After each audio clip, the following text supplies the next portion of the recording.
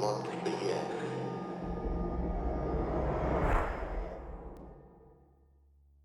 am Lil. And I'm Fitz. And you're listening to Knock Once for Yes.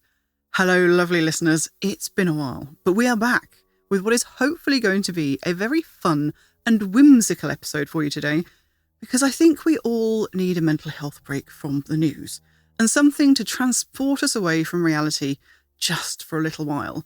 So we've turned this episode into something you can hopefully play along with if you'd like. This episode was inspired by three things. Partly it's a bit of a Stranger Things finale hangover, partly happy memories of those choose-your-own-adventure books we used to read in the 80s, mashed up with our love of board games. But the very first thing that sparked the idea for this episode was a book. A very different kind of haunted house book by author M. Boulanger called Lonely House. It's not just a haunted house novella, but a collaborative narrative and single-player journaling game. And reading it really got our imagination running in the best way and made us remember just how important imagination is in the difficult times we're currently experiencing. And it made me wonder, could we do more with an episode than just tell you about a haunted location? Could we make it just a little bit more interactive and invite our listeners along for the ride?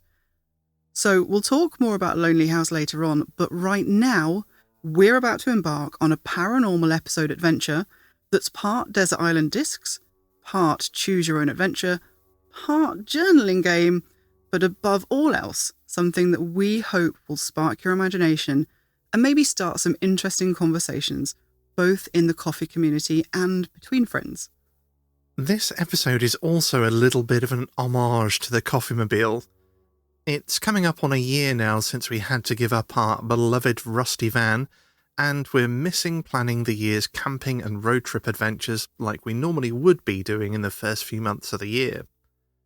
We've got some other ideas and definitely some day trips in the works, so never fear, but we wanted to embrace that adventure planning energy, remembering the KOFYmobile, and embrace a bit of silliness, whimsy and play, and somehow wrap it all up into an episode. Will we succeed? Who knows, but we're about to have a lot of fun trying. So today, we're going on a pretend adventure. We're going to imagine our ideal haunted road trip and take you all along for the ride. On the way, there'll be some choices to make, with outcomes that you can work into your own imaginary story to see how your paranormal adventure unfolds during the episode. Or you can just listen along and enjoy hearing about all the cool and really haunted locations we're going to dip into today. If you do want to join in, you might want to have a regular 6-sided dice or a dice app handy, and perhaps a journal, notebook or writing implement. But we've designed this so that you can do all of this in your head, or of course just listen along to the story. The aim of the trip on this occasion is not the destination, but the journey itself, which will be chock full of paranormal stops along the way. The idea of stopping off at as many haunted locations on our way to a given destination is actually how we've done our road trips ever since we started the show. We've always tried to maximise our time and petrol by fitting in as many spooky pit stops, and even overnights, in one journey as possible. So you will be getting a taste of a real coffee road trip, just dialed up to 11. Now, you'll have to suspend disbelief a bit because we do actually live slap bang in the middle of the country, so we can theoretically drive to most places in England within a day. But it makes it far more fun if we pretend that we can't, and if we throw any sense of real geography out the window, because we just want to tell you about cool spooky places, not plan actual boring travel logistics. But before we dive into our whimsical adventure, we want to say a huge thank you to our latest patrons: Barry, Joe Christopher, Paul Whaley, Wicked Dallas, Jack Liebig, and thanks also to Chris Hancock for making a donation through Ko-fi. Welcome one and all to our spooky little Knock Once for Yes community. We're so glad to have you here. And as always, we want to express our deep gratitude to all our patrons and supporters, past, present, even future.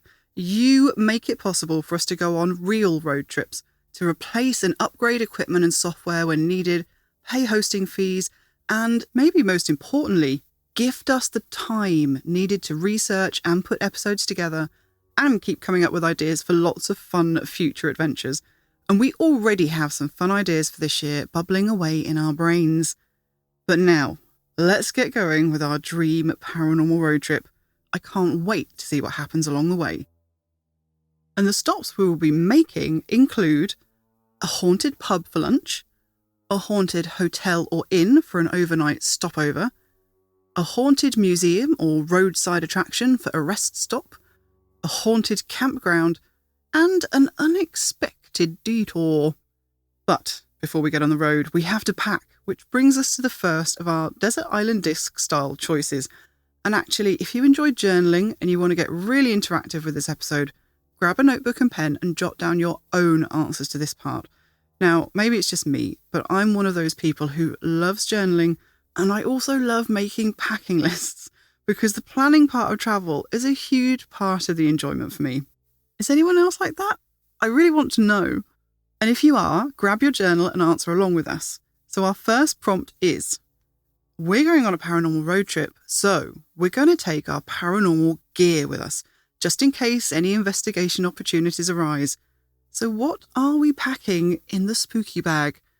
And we do actually have a real-life spooky bag, and that is what we call it. It's not very on brand. It's actually a Hello Kitty overnight bag that I bought in a charity shop years ago. We'll share briefly what we have in our real spooky bag, but then we'll pick just one item each for this prompt and share why we're choosing that item to take on the road trip. The real items in our spooky bag include a dark mirror, a radio, blindfolds, noise-isolating headphones, a trail cam, dictaphone, a Zoom audio recorder, thermometer, tarot cards, dowsing rods, cat balls, Bob the motion-activated frog. Some of these might sound a bit off the wall. And the crown jewel, our brand new SP7 spirit box that we were so kindly gifted by a patron and that we have such plans for. Yeah, they may seem like an eclectic mix of items, but I mean, that is very on brand for us, really, isn't it? So my pick, I actually want to take something that I don't own yet, and that is an analog tape recorder. Obviously, we're very much audio people, so it's probably no surprise that I would go for some kind of audio recording device. Of course, what we really want is to capture unexplained noises and voices on tape, but any kind of recorder is actually really useful to have on an investigation, just to take running notes of what's going on, because trust me, we've learned from experience that when you're sifting through several hours of recordings, trying to figure out if you've captured anything anomalous, it's a million times harder if no one's made a note of what on earth is actually going on. In the moment, you will think that you will remember, and I've thought that to myself on so many occasions, but trust me, you will not. You won't. Welcome to my life. But why a tape recorder, an analog tape recorder specifically? Well, if you're on any kind of social media, you'll probably have noticed that the kind of zeitgeist of 2026 is going back to analog. And for once, I'm actually trendy, probably the first and last time in my life, because I'm here for it. In fact, I'm not sure I ever left analog. I still own actual cassettes and an actual Walkman, but what I never owned, even in the 80s and 90s, was a cassette dictaphone, and it's something I always wanted. Because I grew up listening to tantalising snippets of audio recorded by the Ghost Club and the SPR. For example, the tape recordings taken by author and investigator Peter Underwood at Borley Church. By the time I was old enough to have enough money to buy myself something like that, dictaphones had downsized to mini cassettes and were rapidly followed up by mini disc recorders and then digital. So I feel like I missed out, and I've always wondered, does actual magnetic tape make any difference to recording ghostly sounds? We could go down a whole rabbit hole on why it might or might not. We won't do that today, maybe in the future, but it has long been a fascination of mine, and it was reinvigorated during the making of our last Christmas episode when we covered the recordings taken at the squash courts at Bircham Newton.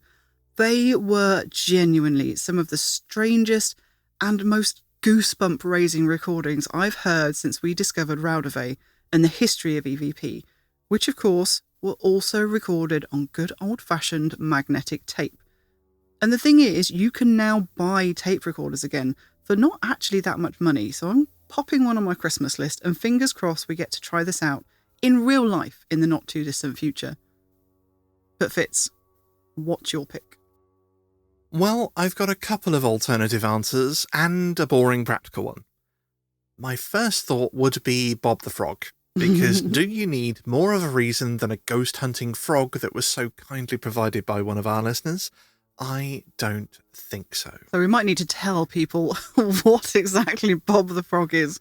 So Bob the Frog is a, like 1 foot high ceramic? Yeah, something like quite that. large. It's quite big. Yeah. Like, it's not pocket sized. No, it's a ceramic, he's a ceramic frog, and he's got a motion detector in him. And when somebody walks past and sets off the motion sensor, he ribbits. Yes. It was actually because somebody had a story where there was a ghost that was triggering a similar motion thing. detector, yeah. And Bob kindly got in touch with us. An actual listener. An actual really cool listener Bob. called Bob got in touch with us and sent us an actual motion detecting frog. Just like the one that featured in the story. Just like the one in the story. So we have one, and we do take it on investigations with us, and it's amazing. And we love him. Indeed. Now, Lil's kind of stolen my thunder a little bit on this one, because as an audio guy, you've already stolen my first thought with a tape recorder. Yeah, sorry. And if we're limiting it to just one item from the normal spooky kit bag, then another of my normal go-tos is a no-go, because I tend to go for the radio experiment gear.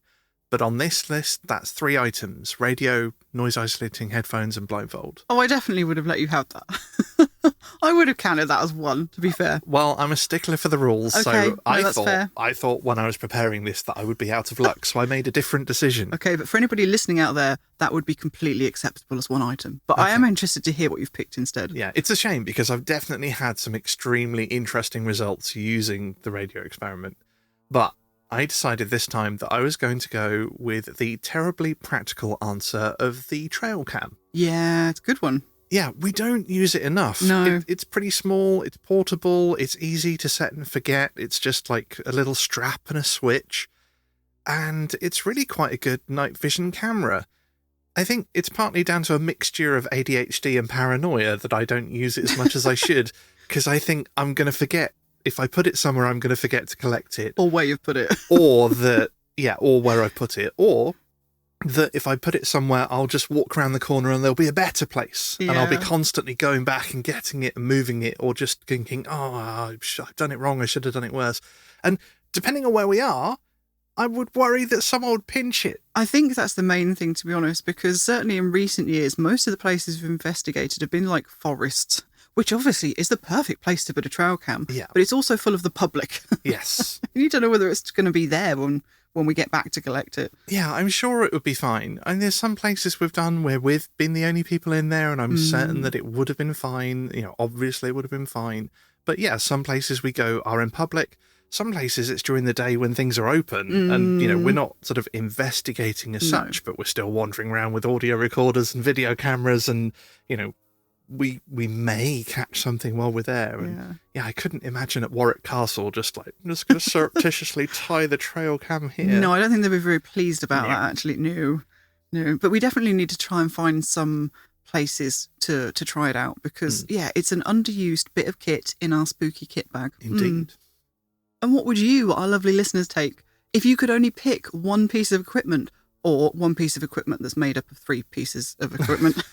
What would it be? Share your packing lists. We want to know. And now it's time to hit the road. The car is packed. In fact, it's heaving, because I never go anywhere unprepared for all eventualities, if possible. We have the spooky bag, we have our overnight things, we have our camping gear, and of course we have about a litre of cold brew coffee each, because that is essential. Now, in this fictional world, we still have the KOFYmobile, because we miss her. So, Fitz will have diligently charged the cranky car battery the day before and taken out a second mortgage to fill up her capacious and slightly ridiculous tank with diesel. We clamber aboard, taking care not to knock any more chunks off the rusted car sills as we alight, and hold our breath as we turn the key, hoping that the battery will not forsake us today. We're in luck. With a rumble and a judder, the 3-litre engine roars to life, and we exhale, smiling. It's okay. The old girl's got one more trip in her. We're off on another spooky adventure. Soon the miles are slipping away beneath our wheels, and we leave narrow country roads for a straighter run of dual carriageway. So straight, in fact, that we wonder if it was once a Roman road. We notice abandoned inns at the side of the road, some derelict and rotting now, and many that look like they were once coaching inns, serving the needs of stagecoach and mail coach passengers and horses. We wonder aloud to each other what their story is, and whether they're haunted. And before long, we begin to think that some kind of hostelry might be required in a more mundane sense. Our stomachs are rumbling, and we could do with a break to stretch our legs. But in this story, as in real life, we will always try and fit in as many spooky stops as we can, even for something as ordinary as a comfort break. Fortunately, if Britain can be relied on for anything, it's being able to find a pub lunch with an accompanying ghost story. And Fitz, this is your choice. Which haunted pub are we having lunch at? Well, I've got my eye on a rather interesting spot called Marsden Grotto, and before you even get into the spooky stuff, it has a lot going for it. It's on the coast in the north of England, very close to Newcastle in fact, and is known for its fresh seafood. Both sea views and seafood are certain to pique my interest. And when I say on the coast, I'm not exaggerating, as it's literally built into the cliffs at Marsden, and is certainly somewhat of a unique venue. It was originally created in the late 18th century by lead miner Jack Bates, along with his wife Nessie. Adamant that their home shouldn't force them to be beholden to a landlord, the pair discovered a small cave in the cliffs at Marsden that Jack decided would make a lovely, rent-free home for the two of them, if only it was just a tiny bit bigger. Using some supplies obtained from a local quarry, Jack was perhaps the first person to use dynamite for home construction and earned himself the nickname Jack the Blaster for his chosen method of excavating his home extension. I imagine that these detonations meant that it was a little bit difficult to keep the location of their lodgings quiet, and Jack's handiwork soon became somewhat of a local attraction. Jack and Nessie capitalised on their curious visitors by selling them refreshments, and I have to wonder if they had any idea that patrons might still be dropping in for seaside sustenance well into the 21st century. They must have been quite adventurous souls, as, even though Jack did also carve some rudimentary steps into the cliff face, the lack of much in the way of roads meant that the majority of visitors had to approach the house by boat. As well as curious, thirsty sightseers, rumours also suggest that the couple further supplemented their income by offering their hospitality to smugglers operating in the area. The harsh penalties for even just aiding smugglers made this a very risky venture. One denies the taxman his due at one's peril. But the pair lived there for 10 years before Jack passed on and Nessie moved away. The grotto today, though, is a far cry from Jack and Nessie's humble cave dwelling, and that is at least partially thanks to subsequent owner Peter Allen, who, some 30 years after Jack and Nessie's departure, excavated further into the cliff and expanded the residence into a 15-room inn, which even included a rather grand ballroom. As well as refurbishing Jack's home, Peter is also believed to have rekindled Jack's association with local smugglers. Having expanded the grotto, the increased traffic would also have increased his risk of being caught by the excise man. Even being in possession of smuggled goods would commonly lead to a fine of £100, which may not seem like much today, but is equivalent now to about £10,000. Not the sort of thing that most people would be able to scrounge up quickly. failure to pay would mean imprisonment with hard labour. The risks of associating with smugglers wasn't Peter's only legal trouble though, as the ownership of the grotto came into question when one John Clay bought a large area of land along the coastal cliffs of South Shields, which included the land upon which the inn was built. Peter lost the case and was forced to pay legal costs and rent for the property. This defeat weighed heavily on him, and he sank into depression before passing away shortly afterwards. Peter's wife and children, however, continued to run the grotto for another 35 years, and they even carried out further excavations to it, as well as having to carry out extensive repairs following a cliff fall in 1865, which nearly destroyed the inn entirely. After the Allen family, it was purchased by the Heart and Coal Company, but after some initial success, the site fell into disrepair. Out of all the owners, though, the appearance of the grotto as it stands today is mostly thanks to Vaux Breweries, who took it over in 1898, and later bought the site in 1938. Following their purchase of the site, they undertook a huge renovation project. The buildings attached to the cave were completely rebuilt, and a lift was installed in a purpose-built lift tower, allowing easy access from the cliff top. Vaux managed the property until 1999, when they closed the site after failing to find a buyer. It was only a handful of years, though, before a Sunderland restaurant firm purchased the now somewhat dilapidated grotto and performed another extensive renovation, reopening as a high-end seafood restaurant. Over the next few years, it passed through the hands of various restaurant companies before it was closed on health and safety grounds. The stairs leading to the beach from the cliff top were damaged, and as they were maintained by the local council rather than the owners, they could do nothing but wait for repairs to be carried out, which took 6 months. It seems that this is not an uncommon occurrence, as the stairs were to force the current owners to close again last year, and it's only just reopened for business.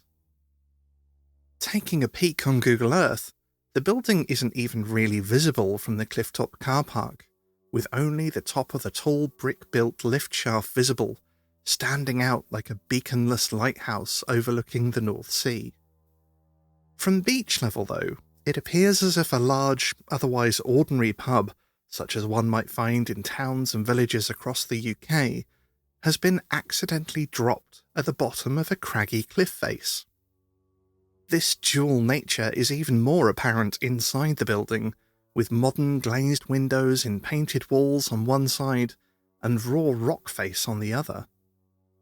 It's not just the bar and restaurant either.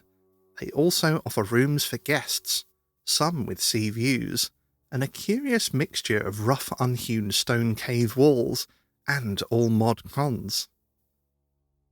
Looking through photos and footage of the pub, the unsettling juxtaposition of the mundane and the unlikely puts me eerily in mind of the Backrooms videos I've been rabbit-holing on YouTube prior to the upcoming film. The otherwise ordinary pub sitting out of place alone on a beach at the bottom of a cliff, sprouting an industrial-looking lift shaft, the mixture of rough bare stone and modern construction, all gives a kind of uncanny feeling, as if something has gathered a bunch of elements that it's tagged as things humans make, and slapped them together with no thought to practicality or purpose. It is a strangely unsettling place, and as we've often heard that building works and renovations are triggers for paranormal activity, this place should be teeming with spooks. You may be even more convinced of this when you hear that during Peter Allen's expansion of the caves, he was said to have discovered 18 skeletons. Rumour suggests that these were the remains of smugglers, and one of the skeletons was found with a bullet or musket ball lodged in its ribcage, whoever it was having suffered a violent end. Smugglers or not, a number of burials were disturbed, and perhaps one or more of these belonged to the ghosts that are said to haunt the grotto. Both staff and patrons of the grotto have reported multiple strange experiences, including seeing both the apparition of a man as well as multiple shadow figures in the lower cave bar, and the chain that separates the bar area from the patrons is said to rattle on its own. Whispers are frequently heard by staff when the bar is empty, and knocking sounds emanate from the cellar when no one's inside. Not ambiguous random taps either, but the desperate sounds of someone trapped inside and banging out their calls for help. Several patrons have had unusual experiences with a strange mist in the bathroom, with one reporting that, accompanied by a hissing sound, a ball of smoke or mist appeared, contained in the shape of a sphere, before disappearing again after about 30 seconds. But perhaps the most famous ghost of the grotto is John the Gibber, said to be one of the smugglers who plied their trade in the area and found refuge at the grotto. John the Gibber drew the ire of his fellows by committing the cardinal sin amongst those of a less than legal disposition, and ratted out his associates to the dreaded exciseman. The story goes that the authorities, though armed with insider information from John the Gibber, were unable to locate any of the smuggled goods. The smugglers, however, were tipped off to the fact that one of their own had become a turncoat. Identifying John as the culprit, they, presumably as a warning to other would-be informants, ensured that John's demise would be a memorable one. They stuffed him into a barrel and hung it out over the edge of the cliff, approximately where the lift shaft to the grotto now stands, and left him dangling there until he starved to death. Since then, it's said that his screams of torment and wails of despair are frequently heard around the lift shaft. One of the landlords from the Vaux brewery days stumbled upon a way of subduing the piteous cries of the sorrowful smuggler when one night he left a tankard full of ale on the bar. After a night free from unearthly screaming, he returned to the bar in the morning to find the tankard empty. Since then, it became a nightly ritual to leave out a full tankard to keep the howls at bay. Only this might not be the actual story, as there's another tale of an unfortunate smuggler and his tankard attached to Marsden Grotto. Which, if either story is true, perhaps even both, I'll leave up to you. But in this story, the smuggler, instead of intentionally betraying his fellows, is tricked by the exciseman. In this version, the smuggler was a regular drinker at the grotto, and one night he was approached by a congenial fellow who bought him several drinks, whilst engaging him in conversation. Eventually, somewhat emboldened by the drink, the smuggler began sharing tales of his exploits, only to find that he'd been spilling his secrets to a rather canny exciseman. On this being revealed, the smuggler fled the grotto and ran off down the beach, only to be shot in the back by the exciseman. The landlord, being sympathetic to the local smugglers, took the deceased smuggler's tankard and nailed it to the bar, declaring, "Let no man drink from this tankard from this day forth, lest he be cursed." There's even some supernatural support for this version of the story, as a figure has been spotted outside the grotto near the stairs leading to the top of the cliff, and the sound of gunshots from black powder pistols have been heard on the beach outside. Whatever the tale attached to it, there was a tankard on display in the bar for a considerable period, though there are rumours that it was not the original one, which is said to have been lost in a renovation and replaced. But even that didn't lessen the notoriety of the curse.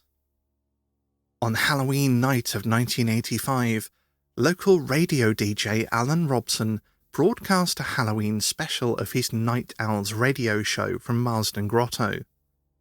Alan was told by the landlord that the tankard had not been touched for about 2 years, and warned him that the last person to have done so suffered a head injury requiring stitches, and that others who had also touched it suffered other injuries or even died shortly afterwards.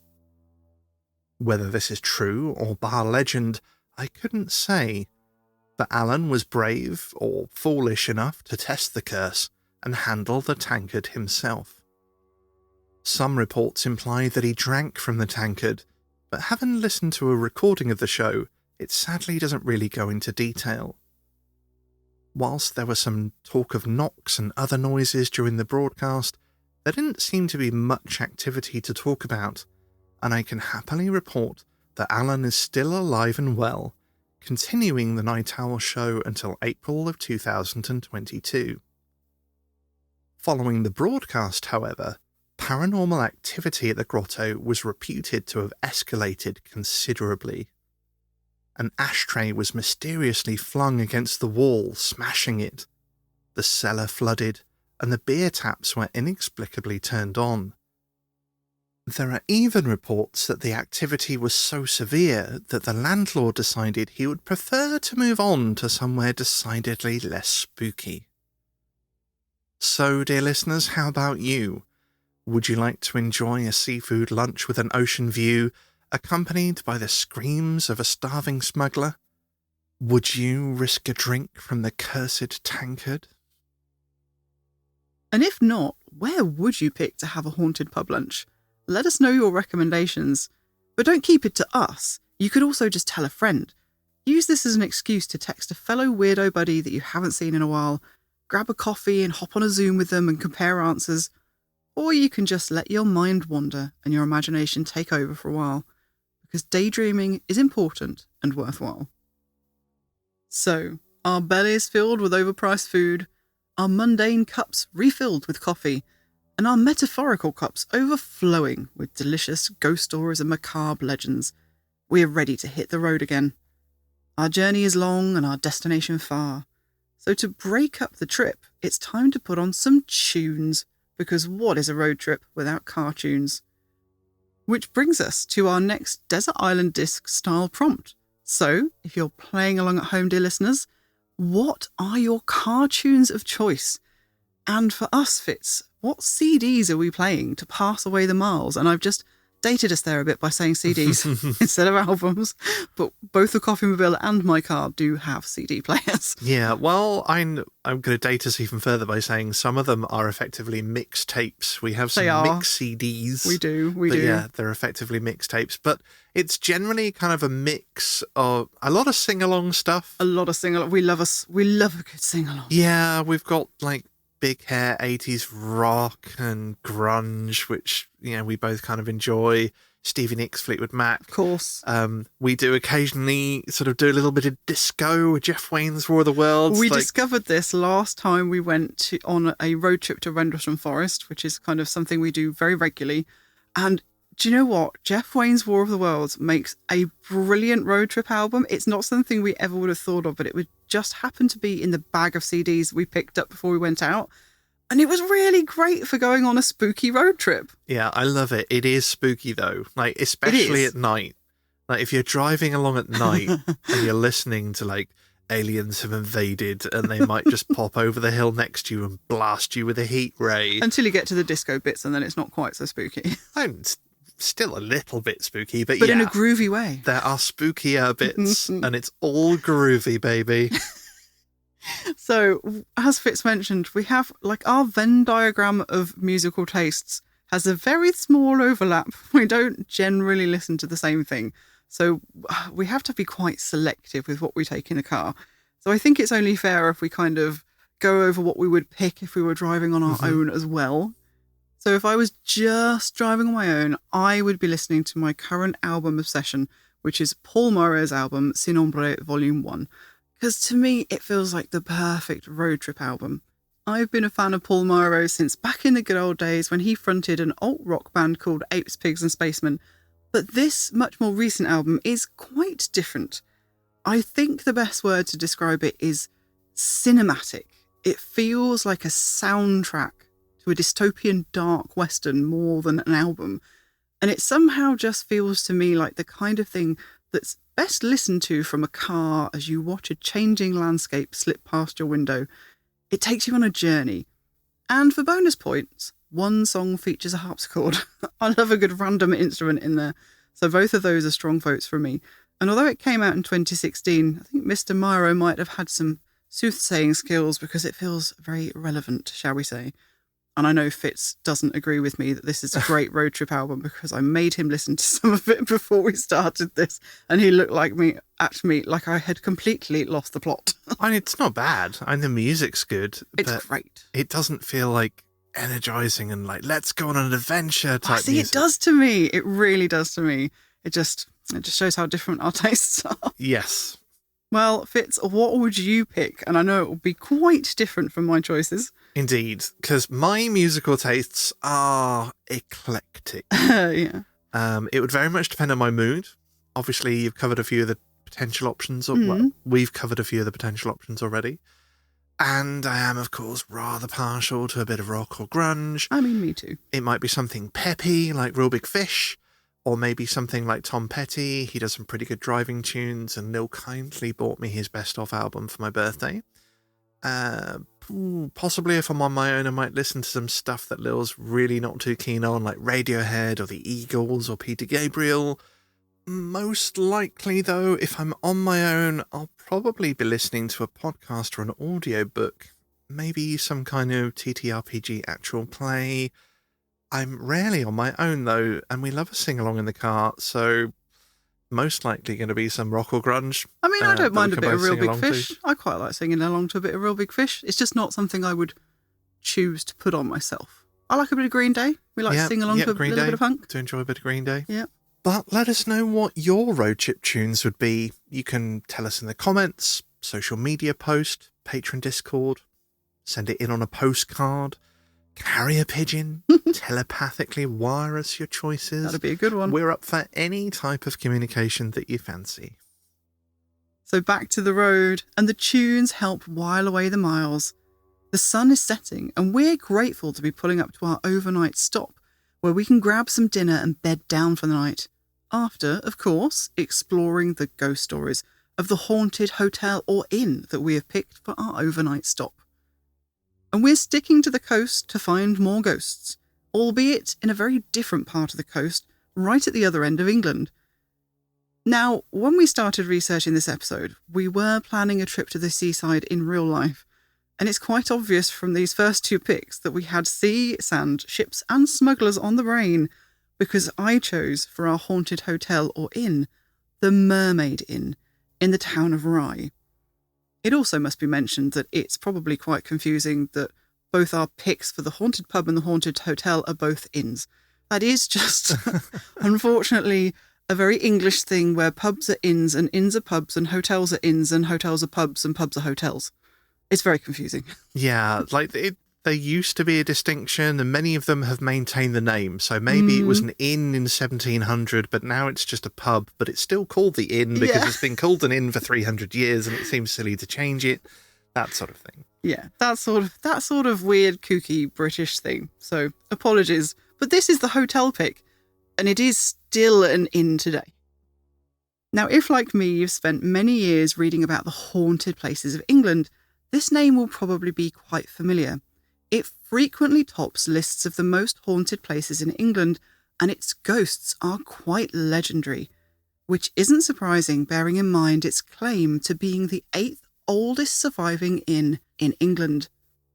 It's believed to have its roots way back in 1156, when it was a wattle and daub alehouse providing lodgings for sailors arriving at the port of Rye. Located on the south coast of England, the town of Rye in East Sussex began as a small fishing village almost surrounded by water, and its position on the coastline was both a blessing and a curse. Situated at one of the narrowest points of the English Channel, it was in a prime position to become an important port, but also a prime location for smugglers and raiders. And raiders certainly did come, frequently from France and Spain, and during one attack in the summer of 1377, French raiders not only made off with the church bells, but also set the town of Rye alight. As the attackers escaped with their boats laden with booty, the town of Rye burned to the ground, the first incarnation of the Mermaid Inn, just a pile of smoking ash by morning. But the residents rallied and rebuilt, and along with their neighbours from nearby Winchelsea, even popped across the channel and managed to retrieve the church bells. The new Mermaid Inn, built straight on top of its original cellars, was completed by 1420. By this time, the town had been made a cinque port, meaning 5 harbours in Old French, an accolade granted in recognition of the role Rye played in defence of the south coast, for which it received certain privileges such as tax exemptions. But despite this lofty title, there was a criminal underbelly to the town, and through the warren of narrow streets, smugglers moved under the cover of darkness. By the early 17th century, the exportation of wool became heavily restricted to try and protect the British cloth industry, but this merely caused an explosion of illegal smuggling in the East Sussex town. With Rye being a producer of wool, and within such easy reach of the continental market, many residents were willing to risk the death sentence to ply their shadowy trade. It's no surprise that the Mermaid came to be at the centre of these shady dealings, situated as it was on what was originally called Middle Street, a road that came up directly from the main port area of the town. The building we see today is the result of the 1420 rebuild and further 16th century renovations, and the influences of the smuggling trade are quite literally built into the bones of the place. The inn is said to be riddled with secret passages and tunnels, one of which used to run from its cellars to another hostelry on the parallel street of the Mint, where smugglers would emerge from tunnels out of a revolving cupboard in the Old Bell Inn.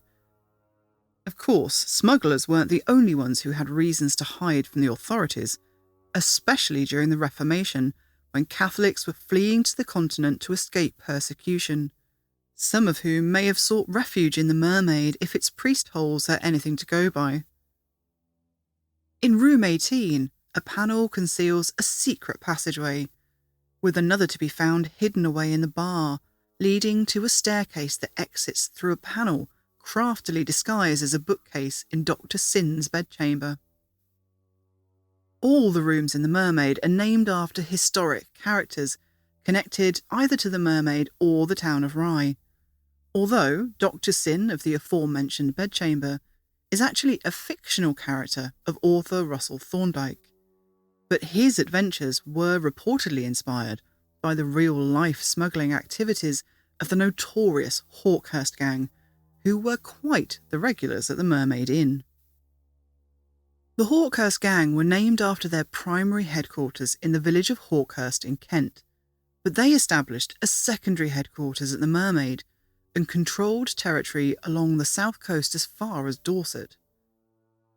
In many coastal towns, smuggling wasn't always seen as the enemy. In fact, many residents supported and played a part in it, or at the very least turned a blind eye. After all, nobody liked being at the mercy of the Crown's often unaffordable taxes. But the Hawkhurst gang were feared. They were famous for their cruelty and brutality, to the point where even the authorities were too terrified to engage with them. So the gang became brazen about their activities and whereabouts. A contemporary witness spoke of seeing the gang at the Mermaid in the height of their pride and insolence, after successfully running a cargo of goods on the seashore. They described them sitting at the windows of the inn, carousing and smoking their pipes, with their loaded pistols lying on the table before them, no magistrate daring to interfere with them. After years of suffering under the gang's reign of terror, local residents grew so desperate that they formed a rebellion to stand against them, which culminated in a dramatic showdown known as the Battle of Goudhurst, which one historian likened to an OK Corral-style shootout. The villagers managed to take the win, killing 2 Hawkhurst men, including the ringleader, but it only slowed the smugglers down, and they were soon back to terrorising the villages of the south coast. Eventually, in 1748, the government issued a list of wanted men containing the names of known members of the Hawkhurst gang, promising any informants a royal pardon and a £50 reward for each smuggler who was captured. This would finally end the gang's tyrannical hold over the south coast. In total, at least 75 Hawkhurst gang members were hanged or transported, and several of the men's bodies were hung in gibbets on public display, reflecting how serious their crimes were considered to be. From the end of the Hawkhurst occupation of the Mermaid as their secondary base of operations, the inn is said to have declined and ceased trading as a public house, eventually becoming tenements. By 1877, an author asking around Rye for the location of the Mermaid discovered that most of the locals had never even heard of it. At the time of the 1891 census, the area was reported to have become run down. By this time, Rye had changed geographically as well. Where once it had been a busy medieval port, over the centuries and several ferocious storms, the harbour had silted up, and 2 miles of marshland now lay between Rye and the sea. In the early 20th century, though, the Mermaid was bought by May Aldington, mother of the novelist Richard Aldington, and it found a new lease of life as a club frequented by writers and artists, including Dame Ellen Terry, Lord Alfred Douglas, and Rupert Brooke.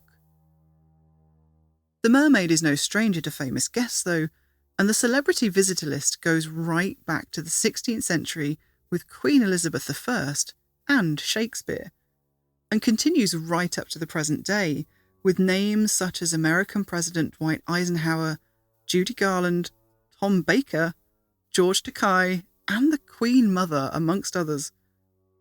You couldn't ask for a more storied place to visit, and on top of that, the inn looks like everything you could ever expect from a haunted hostelry. If you asked me to make a dream list of everything I wanted a haunted inn to have, the Mermaid has them all, and probably a few that I hadn't thought of, for good measure. The timber-framed and whitewashed inn sprawls along the aptly named and famously cobbled, steep and narrow Mermaid Street.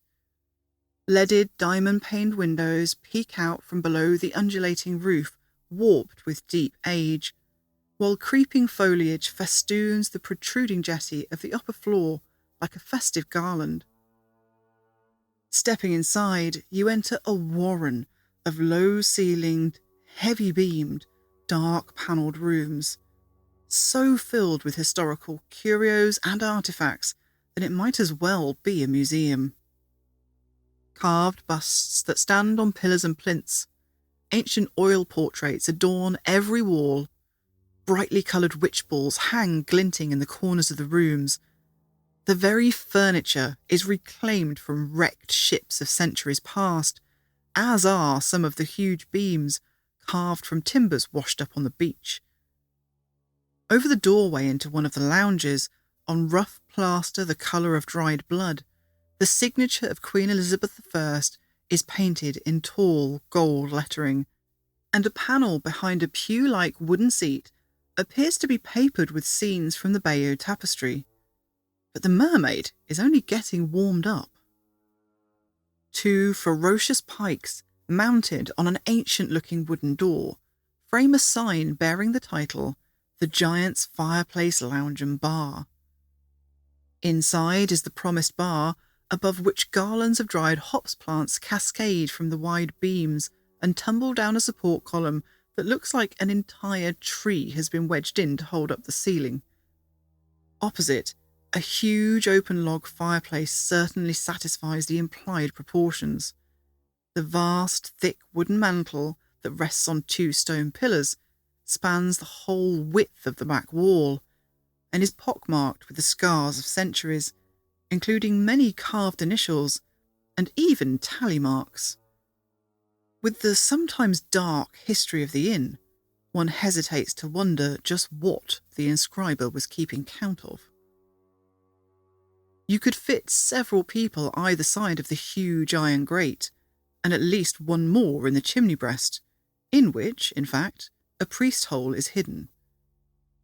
A group of cherubs peer down over the room from their carved wooden panel above the fireplace, seeming an unlikely adornment in this place of notoriety, particularly placed, as they are, between another 4 bristling pikes mounted on the chimney.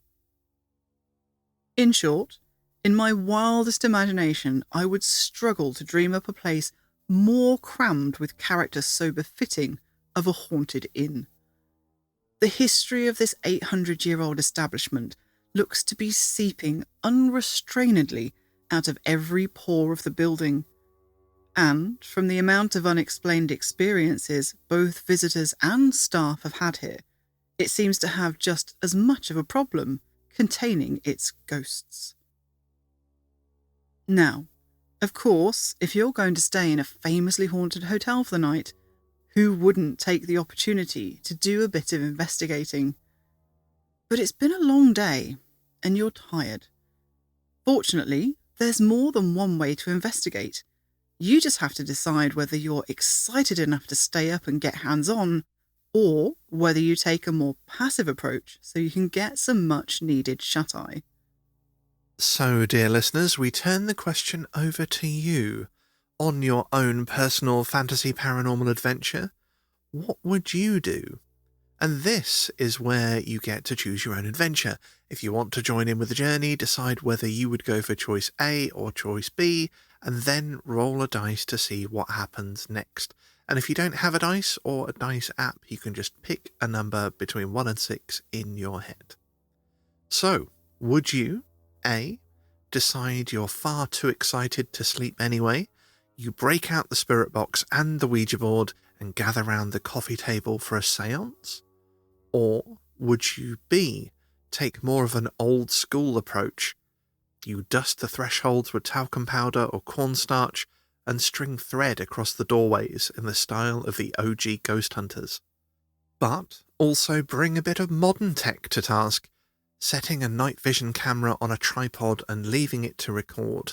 Now you can retire to bed and see what evidence you captured in the morning. And while everybody's thinking or rolling, which would you pick, Fitz, A or B? Do you know what? I think I would probably do B. I'd probably end up staying up anyway. Yeah. I would be an annoying mixture. You're not exactly an early to bed person at the best of times, are you? No, I'm definitely very much a night owl. Although if we've had a busy day driving and investigating and things, I probably would be tired. But yeah, I think I'm going to go B. I have to say, I think I want to say I would be excited and want to stay up, but I know myself and I'm old and cranky. And once it gets to a certain time, especially if we've been travelling all day, nothing will keep me from my bed.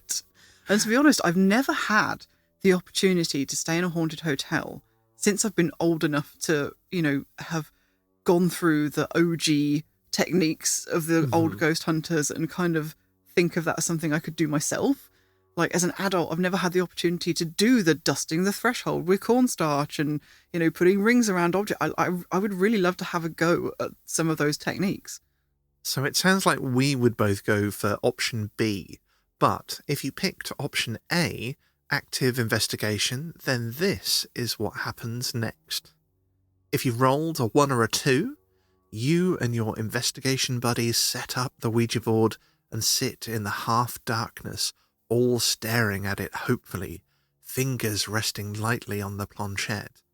But it stubbornly refuses to move. Until, suddenly, you're all startled out of your seats, heart racing, as a row of glass bottles on a shelf across from you plunge to the floor of their own accord with an almighty crash. If you rolled a 3 or a 4, You sit listening to the jarring bursts of static issuing from a spirit box, eyes unfocused and gazing blankly across the dimly lit room as you strain your ears to hear any snatches of recognizable speech coming from the machine in front of you. As you listen, your eye is caught by some kind of movement across the room by the window. Focusing all your attention in that direction now, your stomach lurches as you watch a human-sized shape move behind the long curtains. You know there's no one else in the room, so what exactly just moved back there? And if you rolled a 5 or a 6, during a séance your investigation buddy seems to be communicating with a spirit. It could just be the flickering shadows thrown by the candlelight in the darkened room, but you could swear that their face starts to distort and elongate on one side. The temperature of the room plummets, and you shiver in the icy cold. If you picked choice B, passive investigating, then this is what happened next. If you rolled a 1 or a 2, after setting up the equipment, you fall asleep almost as soon as your head hits the pillow, and have a restful night's sleep in the comfy bed. In the morning, you check the video recording and soon become quite glad that you aren't staying any longer. In the middle of the night, the tape shows the pale, diaphanous figure of a woman glide across the bedroom and come to a stop at the end of your bed, where she remains for some time, just staring at your undisturbed slumbering form. If you rolled a 3 or a 4, you pass out quickly after getting yourself tucked in bed, but alas, you awake in the small hours needing the bathroom.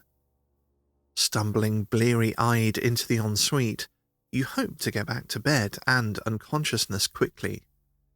But it's not to be, for even your sleep-bleared eyes can't mistake the clear form of a man somehow materializing in the small locked room with you, before just as swiftly disappearing through the bathroom wall. Little chance of getting back to sleep after witnessing that. And if you rolled a 5 or a 6, you manage to get a couple of hours sleep, but a sound starts to invade your dreams. With a head full of smugglers and high seas, at first your dreaming mind mistakes it for the creaking timbers of a ship. But as consciousness starts to dawn, you realize that the creak-crick, creak-crick, creak-crick is actually in the room with you. You blink your eyes open and peer over the top of the covers in trepidation. There, in the inky dark corner of the bedroom, you spot the source of the noise. An ancient wooden rocking chair is gently rocking away all by itself. And all these experiences, dear listeners, are drawn from real things that have happened to guests and staff at the Mermaid Inn. There really was a séance that was held by staff members, in which the leader's face was seen to change and distort, appearing to grow much larger on one side, as one corner of the room became icy cold. Even stranger than that, though, when members of the group approached the cold spot and stuck their arms into it to feel the temperature difference, they reported that the lower parts of their arms seemed to disappear. The story about the bottles really happened to one poor member of staff. Although he wasn't doing a Ouija board, he was just tending the fireplace in the Elizabethan rooms, when all the bottles on a shelf on the opposite wall suddenly fell off the shelf all at once and crashed to the ground. Apparently he was so distressed by the experience that he resigned. And the curtains? Yes, one of the actual witness reports from the inn is seeing figures moving behind the curtains in an empty room. And for some reason, I find this one of the creepiest reports of all. I'm not sure why, but I can think of lots of reasons through history why people frequenting the mermaid might have had reason to hide. Priests fleeing persecution, smugglers fleeing the law. Maybe someone didn't have time to reach one of the many secret passageways, tunnels, or priest holes, and just nipped behind the curtains, hoping not to be noticed. There are in fact not just one, but two resident spirits known to make bedside visits at the mermaid. One is that of a white lady ghost who floats across one of the bedrooms before stopping at the end of the bed. The other is that of a gentleman ghost, described as wearing old-fashioned attire. One guest of the inn was most distressed when they woke to find this phantom sitting at the end of their bed. The man disappearing through a bathroom wall is another real report from frightened and confused guests, although whether he bears any relation to the gentleman seen at the end of the bed hasn't been confirmed. And the rocking chair? You might think that it's just a horror movie trope, but those tropes all start somewhere, and often from real experiences. And so it is at the Mermaid Inn. The wooden rocking chair in the Kingsmill room, named after a notorious Hawkhurst smuggler, was so prone to rocking by itself in the middle of the night that it eventually had to be removed after scaring one too many guests. It's thought that the chair was a favourite haunt of the wife of Thomas Gray, another member of the smuggling gang, and that it was her spirit that would set the chair rocking in the dead of night. But that's not even all the reports of strange and unexplained activity at the Mermaid. The place seems to be positively brimming with ghosts, including an unearthly pupper. Apparently, not only has a phantom figure with a dog been seen at the inn, but several guests have said that they've touched something invisible that felt like a dog. A writer for a local newspaper recalled visiting the Mermaid as part of a small drama group who were performing a reenactment of the story of the Hawkhurst gang.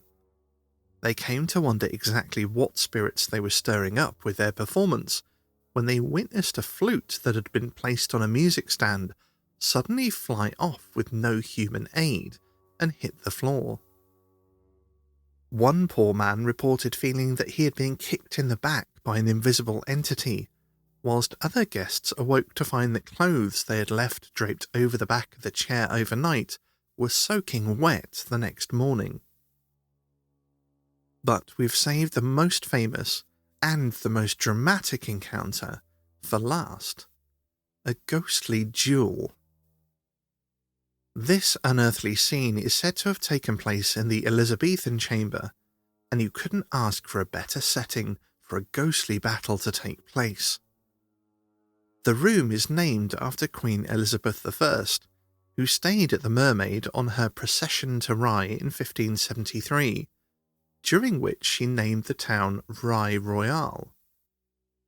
The room is all dark wood panelling, with crimson and gold accents from carpets, curtains and bed linen, with a stately four-poster bed at its centre. The inn's website reveals that the room also boasts a secret passage, a staircase to the old kitchen, and an oubliette. To be perfectly honest, I would have been shocked and disappointed had this room not been haunted, but thankfully it has a haunting befitting its lofty appointment. A couple were staying in the room when the now famous scene unfolded. The wife was awoken in the night by the unlikely sound of clashing steel, and was shocked to see two men in the room, both dressed in 16th century clothing of doublet and hose, and engaging in a heated sword fight. Not believing her eyes, she woke her husband, but this did nothing to disprove or dissipate the apparitions, who continued their fight, unaware of the two witnesses gawking at the bizarre scene unfolding in their bedroom. The fight seemed to reach a pivotal moment when one swordsman got the upper hand, and, weapons locked, forced his opponent into a corner. The couple braced themselves to witness a grisly climax to the fight, as the winning combatant levelled his weapon and thrust it towards his rival. And, at that very moment, the pair vanished right through the bedroom wall. I wouldn't exactly say that we emerged from the inn refreshed. The spooky events at the Mermaid didn't make for an unbroken night's rest, but we're definitely amped up and excited for our next stop on our ghostly adventure, and there are no winding country roads to negotiate on this leg of the trip, because for our next stop, we're leaving the coast and heading inland, to the very capital of England, or just outside of it anyway, for our haunted museum or roadside attraction stop. This is my pick again, and I've chosen a museum. I don't think we really have roadside attractions like the US does, although if anybody knows of any, I would love to know what they are. But the museum I've chosen is the Queen's House, Greenwich. Now, both this and the Mermaid Inn are actually kind of ones that got away. I came so close to visiting both of them on family trips and didn't quite manage it. With the Mermaid Inn, I was even old enough to know that it was haunted. I think I was a teenager at the time. And we tried to go in to have a coffee. We were just there on a holiday day trip. But at that time, they were only serving as a restaurant. So you could go in for dinner if you'd booked. And that was it. You couldn't just pop in for a coffee. You couldn't go in unless you were staying. So I sadly missed out on actually experiencing that for myself. And the Queen's House in Greenwich is similar. I came so close to having been there, but just missed it. I remember visiting Greenwich with my family, and I was quite young at the time. It's in southeast London, just downriver from the main hustle and bustle of the city, and right on the banks of the Thames. Many of you will probably be most familiar with the name Greenwich from Greenwich Mean Time, which is basically how we set our clocks in the UK. If you want the technical version, it's the yearly average of the time each day when the sun crosses the prime meridian at the Royal Observatory, Greenwich. And it was the Royal Observatory that my family had gone to see that day, as well as the Cutty Sark, which is a very cool 19th century tea clipper ship permanently dry docked at Greenwich. Both of these things are basically in the same fairly small area as the Queen's House and the National Maritime Museum. So when we were there exploring, we literally walked past the Queen's House. But by that time it was getting quite late and they were closing up, so I just missed it, and I haven't been back to Greenwich since then. The bright white Palladian style Queen's House was at the cutting edge of architecture when it was designed in 1616 by renowned architect Inigo Jones, who was inspired by Italian Renaissance architecture when he designed the geometric, classical-style villa. Not only was this the very first Palladian-style building to be built in England, but the gleaming white symmetrical structure provided a stark contrast to the rambling red brick Tudor palace that was its neighbour, and had, up until this point, dominated the manor of Greenwich. The red brick Tudor palace, known as the Palace of Placentia, had been the birthplace of King Henry VIII and Elizabeth I. It was in the grounds of this palace that Sir Walter Raleigh is said to have famously thrown his cloak over a puddle so Queen Elizabeth would not get her feet wet.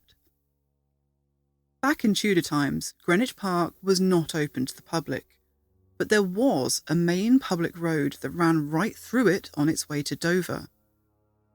When Queen Anne was given the manor of Greenwich by her husband King James I, and she commissioned Inigo Jones to design the villa, he came up with an unusual design that incorporated a first-floor bridge in the centre of the building that straddled the public road, so all those traversing the public highway would essentially pass through or maybe under the house. Queen Anne never got to see the completion of her grand project though, as she died from tuberculosis only 3 years after her commission, and the build was put on hold. It wasn't restarted until 1629, when the new Queen Consort, Henrietta Maria, recommissioned Inigo Jones to complete the project. It was completed in 1635, but Queen Henrietta Maria would not get to enjoy the place for long, as the First English Civil War was brewing, and in 1644 she fled to France. She wouldn't see England again until her son Charles II was restored to the throne in 1660. Unlike so many other mansions, the Queen's house survived the Civil War, not least because it was seized by the parliamentarian forces during the fighting and then occupied by the government until the restoration of the monarchy. By 1662, Queen Henrietta Maria was back in residence at the mansion, but within only a year she'd moved again, this time to Somerset House, which was closer to the heart of London. This would be the last time a queen actually lived in the Queen's house as a permanent residence. In the following years, it became a place for royal visits or overnight stays, as well as a so-called grace and favour mansion, with apartments made available to court favourites and artisans. Over time, it became a home for art and science, with studios being let to painters, jewellers and astronomers, amongst others. As the years went on, the rest of the site developed around the White Villa, rebuilding and repurposing what had once been the famous Tudor mansion. The Palace of Placentia had not fared so well during the years of civil war, and had become run down by the time the monarchy took back the Manor of Greenwich. King Charles II ordered the old palace to be demolished, intending to build a new one on the site based on the Palace of Versailles in France. But only the East Range was ever built, and the rest of the site languished until Queen Mary II determined to establish a naval hospital on the grounds and appointed esteemed architect Sir Christopher Wren to oversee the project. Queen Mary's inspiration for the hospital came from the horrific injuries sustained by sailors returning from the Battle of La Hogue, although it wasn't a medical hospital for treatment, but an institution for the disabled and elderly who had served in the Royal Navy and could no longer support themselves. Sir Christopher Wren, famous for architectural marvels such as St Paul's Cathedral, Kensington Palace and the Royal Observatory, had the tricky job of incorporating the existing range of Charles II's incomplete new palace into a design that came with strict instructions not to block the view of the river from the Queen's house. But he rose to the challenge, coming up with a design featuring 4 courts that flanked the straight run down to the Thames from the Queen's house, sympathetically styled in classical design so that the view from the bank of the river unfolds in a cascade of grand architecture. The collection of buildings was added to again in the early 1800s when the Queen's house was acquired by the Royal Naval Asylum, an educational institution founded to provide schooling for orphans of British naval personnel killed in action. In 1807, east and west wings, connected by long colonnades, were added onto the Queen's house to expand the capacity of the asylum to accommodate 1,000 children, who were taught core educational subjects such as reading, writing and mathematics. This ran alongside a school for older children, which had been established in the Royal Hospital buildings, where boys were taught skills for a life at sea, such as navigation and nautical astronomy, a school that became known as the Cradle of the Navy. So it's perhaps no surprise that when the Royal Hospital closed its doors to veteran pensioners in 1869, the site became a training establishment for the Royal Naval College, making the transition from Cradle of the Navy to University of the Navy, and quickly becoming the most highly rated naval officers' college in Europe. And so it remained, all the way up until 1998, when the Navy vacated the premises and the old hospital buildings began their next incarnation as a museum open to the public. The Queen's house, though, standing at the centre of all this change, was ahead of the college buildings by a few decades in this regard, having been opened to the public as the National Maritime Museum in 1937, which is how, in 1966, Canadian couple Reverend and Mrs. Hardy were able to visit the Queen's house and take a very famous photograph. The Queen's house may not have been ringing many paranormal bells so far, but what if I told you that it's home to a groundbreaking architectural marvel called the Tulip Staircase? Named for its ornate wrought iron floral balustrade, the self-supporting spiral staircase was the first of its kind in England when it was constructed in 1635. It quickly became famous for its unique cantilevered design as well as its beauty. With no central supporting column and a glass lantern at the top that allows light to cascade down the spiralling void of the stairwell, the blue hue of the painted balustrade is illuminated against the white of the understairs, creating a stunning visual effect when standing at the bottom looking up. And, of course, centuries later, when photography came on the scene, this view became a popular one to capture on film, and photographs of the staircase were shared around the world, one of which was seen by Reverend and Mrs. Hardy. So, while they were visiting London, having toured many of its famous and historic buildings, and finding themselves with a little time left before returning home, they remembered the Queen's house and the celebrated Tulip Staircase, and they decided to make a spur-of-the-moment jaunt to see the National Maritime Museum and the Cutty's Ark. By around 5 p.m. on that fine but cloudy Sunday afternoon, the couple had photographed the colonnade at the entrance to the Queen's house and experienced the perfect 40-foot cube of the magnificent galleried black and white tiled Great Hall, and were heading through a doorway off the Great Hall to find the famous staircase. Alas, much to Mrs. Hardy's disappointment, they found the elegant stairway roped off, with a sign declaring no admittance at the bottom of the stairs. Unfortunately, this meant that Mrs. Hardy would not be able to take the much sought-after shot looking straight up the stairwell, giving the beautiful whirling helix effect that other photographers had achieved.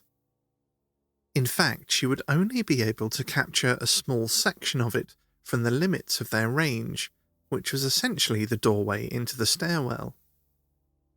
When they were asked later, the couple couldn't remember the exact shutter speed they'd set their camera to take the shot, but they reckoned it was a fairly long 4 to 6 seconds given the overcast conditions and the lack of a flashbulb, the only lighting coming from the overhead glass lantern on the upper floor and an electric candelabra partway up the stairs. Given the poorly lit setup of the shot, at the last minute, Mrs. Hardy asked her husband to take the photo, as she judged his hands to be steadier than her own. The Reverend did as his wife asked, bracing himself and the camera against the door jamb to steady the long exposure and prevent blurring as much as possible. While he was getting the camera steady, another group of visitors saw that the couple were setting up for a photograph and hung back so as not to ruin the picture. Mrs. Hardy, who was keeping an eye on both the stairs and the door for people who might inadvertently wander into shot, warned the group that her husband wasn't quite ready to take the photo yet, but they said they were happy to wait. Despite the longer exposure the couple thought they remembered setting, the resulting picture would turn out to be actually a little dark, given the lack of direct light source. But the method of bracing the camera against the door jamb had worked wonderfully, with the hard geometry of the spiral step staircase coming out quite clear in the picture, with no real blurring of the lines of the steps or banister. Of course, the couple wouldn't know this until they got home to Canada and had the film developed. I wouldn't really take a good look at the frame until they were showing the slides from their trip to some family members who had gathered to hear all about the Hardys' trip to London. And it was only when they showed the family their slide of the tulip staircase that everyone realised that there was something very odd about the photograph. The Hardys knew for certain that there had been nobody on the staircase at the time the photo was taken. Not only had they both been watching for this very thing to avoid having their shot ruined, but also the staircase had been cordoned off and made inaccessible. And yet, the slide had captured 3 hooded figures ascending the steps, their hands resting on the banister, one of which was wearing a ring that glinted in the light of the electric candelabra. The figure closest to the bottom of the stairs was wearing a pale hooded robe, the folds and cuff of a wide sleeve falling away from the wrist and draping over the wrought iron banister, quite clear in the slightly better illumination nearest the doorway. The next figure up also seemed to be sporting the same wide sleeve, but the rest of the body and all but the hand of the uppermost figure was swallowed in a pool of muddy darkness, where the bright candelabra in the centre of the frame had blown out the contrast of the shot. This photograph was one of the first real ghost photographs I ever saw, and coming across it for the first time at a young age in a book severely lacking in any real context to the photo, I found it difficult to work out what I was looking at, because the photo had the effect of tricking the eye somewhat. Being taken at the bottom of the spiral staircase looking up, the tops of the stairs are fully in shadow, whilst the underside of the cantilevered steps comes out clear and bright. So, at first glance, it's easy to think the underside of the staircase is actually the part where one would walk, which makes it look as though the monk-like figures are floating in mid-air up the outside of the banister, which is even creepier and definitely burned itself into my young mind. But even when your eye adjusts and you comprehend the image the right way round, it doesn't do anything to lessen the intrigue. However you squint at it, those pale, hooded, monk-like figures are still ascending the staircase, the drape of that sleeve just as clear as the stark lines of the steps. The Hardys photo has been reproduced in countless books on the paranormal over the last few decades, and with good reason, because it's one of the few that have never been adequately explained or debunked. The Canadian couple had no interest in the paranormal at all, and simply didn't know what to make of the odd photo. But it just so happened that one of their cousins, who had been present at their holiday slideshow, was a member of the Ghost Club, and with the Hardys' permission, he shared the photograph with his fellow paranormal enthusiasts. Enter Peter Underwood, prolific paranormal author, researcher, ghost hunter, and, at that time, president of the Ghost Club.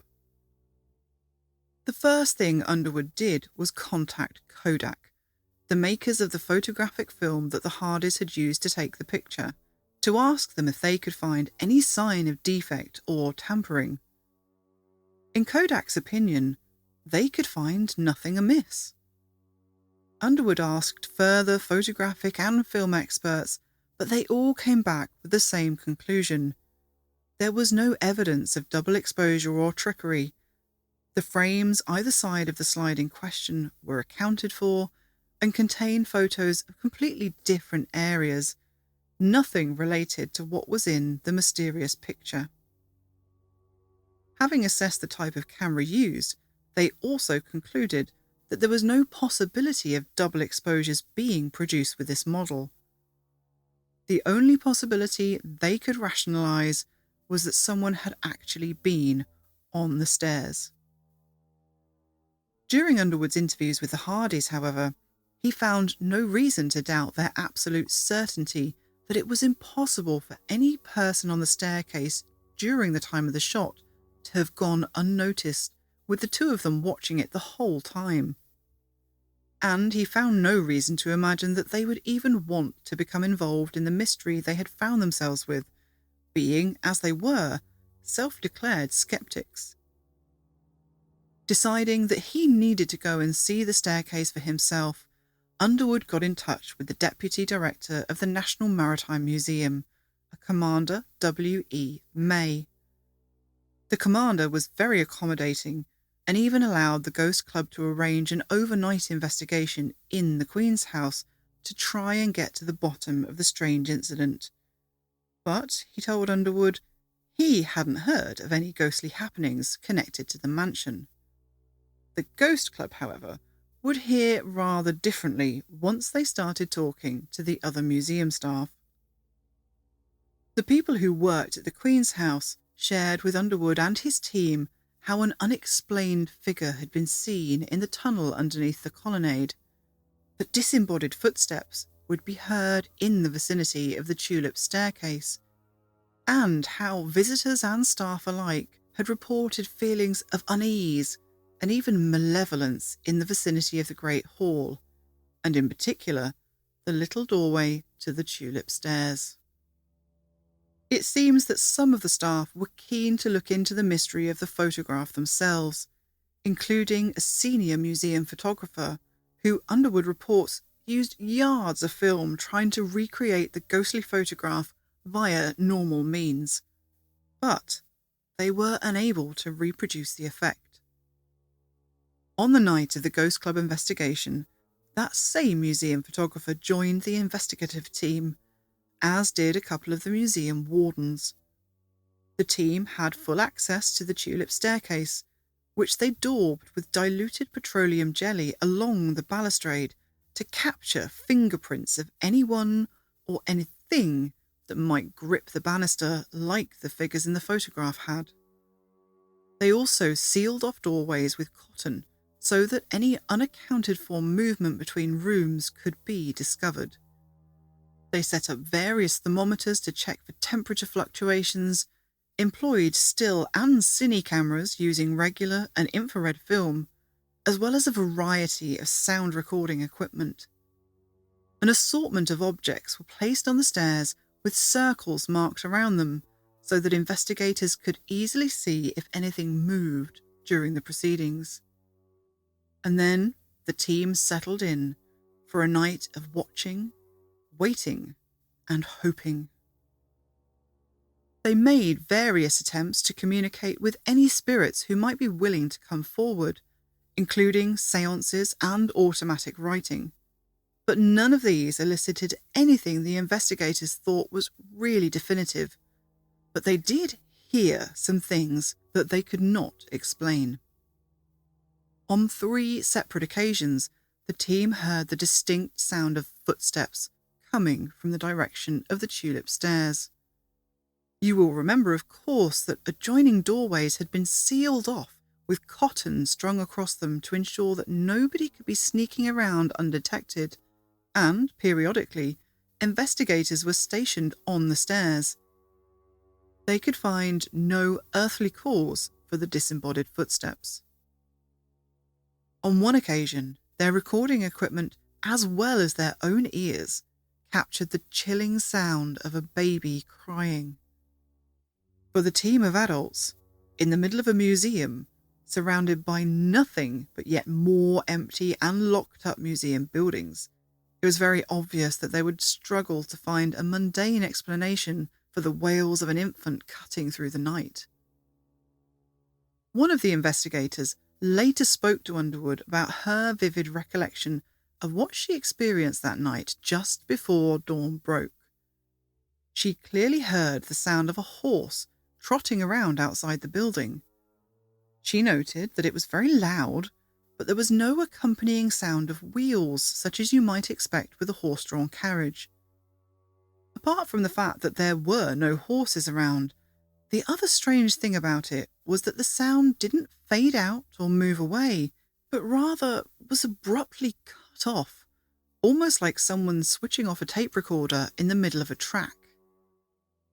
She grew even more perplexed when daylight revealed that where she had heard the sound of a horse's hooves hitting a hard surface like stone, there was only grass, and no path or paved surface that could have created the sound, even if a real living and breathing horse had been trotting around. The team came away with some inexplicable experiences, but no closer to solving the mystery of the tulip staircase. They hadn't been able to reproduce the effect on their cameras no matter what they tried. They discussed how, rather than being 3 separate figures climbing the stairs, the slow shutter speed of the camera could have captured the progress of one figure at different points of the staircase as they ascended over the time of the 4 to 6 second frame. However, this would still require there to have been a living, breathing person fully visible in the shot, which they had no doubt from the Hardys' account there could not have been. From my own perspective, and our photography experiments trying to recreate the Woodford Church photo back in the early days of this podcast, I would expect there to be a lot more blur to the figure if what was captured was one real person moving. When we tried various different shots of myself moving at different speeds across the frame of a camera shutter held open for only 2 seconds, what we got was more of a coloured smear across the picture. Certainly nothing like what appears in the tulip staircase photo, with its 3 quite distinct figures. The Ghost Club questioned, though, why phantom monks might have been seen at the Queen's house at all. As you've heard, the mansion was home to royalty, courtiers, artisans, as well as school children, officers in training, and later museum pieces, but not any monks or friars. Well, as it turns out, the Queen's house may not have done, but the Greenwich site it was built on, that's a slightly different story. As you will have gathered by now from the potted history of the manor, Greenwich is a jumble of layered history, with buildings and foundations from different eras, all overlapping each other in the same area. Clear evidence of this came about when a new visitor centre was being constructed for the old Royal Naval College, the buildings designed by Sir Christopher Wren, replacing the old Tudor palace, and incorporating Charles II's stalled attempt at his own Palace of Versailles. During ground preparations, the construction team unexpectedly uncovered 2 rooms of the lost Palace of Placentia. Archaeologists dated the brick-vaulted cellar to a period between 1520 and 1530, and puzzled over the odd niches set into the walls. They speculated that the niches might have been something known as bee bowls, places to overwinter bee skips to protect the hives from the worst of the cold weather. From this, they surmised that the excavated rooms were probably service buildings, likely part of the palace's friary buildings.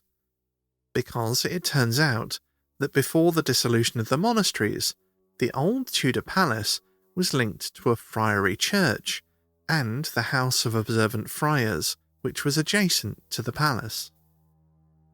The friary church would have very much been a part of royal affairs during the heyday of the Palace of Placentia. Henry VIII and Catherine of Aragon were married there, and the baptisms of Queens Mary and Elizabeth I took place there. But does this explain how ghostly monks came to be on the stairs of a building that didn't even exist until after the friars were expelled at the dissolution, however close by it may have been? Well, maybe not. After all, the figures in the photograph do seem to be interacting with the contemporary environment. There can be little doubt that they're clutching the stair rail, and the ambient light seems to affect their appearance on film in a way one would expect from the position of the light source. And then, of course, there's the thing we always have to bring up when talking about hooded monk-like apparitions. Plenty of people who weren't monks or friars have worn hoods and loose robes throughout history, so maybe there's no connection to the friars at all. But I did find this quote when looking into the Order of Observant Friars, who were based at Greenwich between 1485 and 1538, and then re-established between 1555 and 1559. In 1502, the Grey Friars of England changed their habits from London russet into white grey, as the sheep doth dye it. The change was largely due to the Greenwich Friars, who insisted on the cheaper material being used. And that description of the habits really does seem to fit the loose grey-white hooded robes worn by the ghostly figures on the tulip stairs. To this day, the mystery of the photo remains unresolved, and there have been reports of further strange activity in the Queen's house in more recent years, including visitors being pinched by unseen hands, the unexplained sounds of children chanting, even a phantom woman who's been seen gliding across the balcony and disappearing through a wall. Peter Underwood's opinion of it was that he considered the Hardys' photograph to be the most remarkable and interesting one I have seen in almost a quarter-century of ghost hunting. He also pointed out something that really highlights one of our core beliefs that has underpinned this show and our adventures for the last decade. He said, "It is to be hoped that other visitors will take photographs of the spiral staircase in case they too get a surprise. For remember that this remarkable photograph was taken in daylight during normal museum visiting hours. And if there is something haunting the tulip staircase at the Queen's house at Greenwich, it is possible that they, or it, can be contacted again."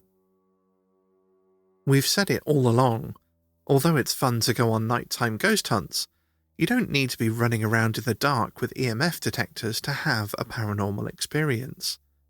And in fact, some of the most incredible ones we've heard have happened during broad daylight to ordinary tourists visiting our haunted heritage during normal visiting hours.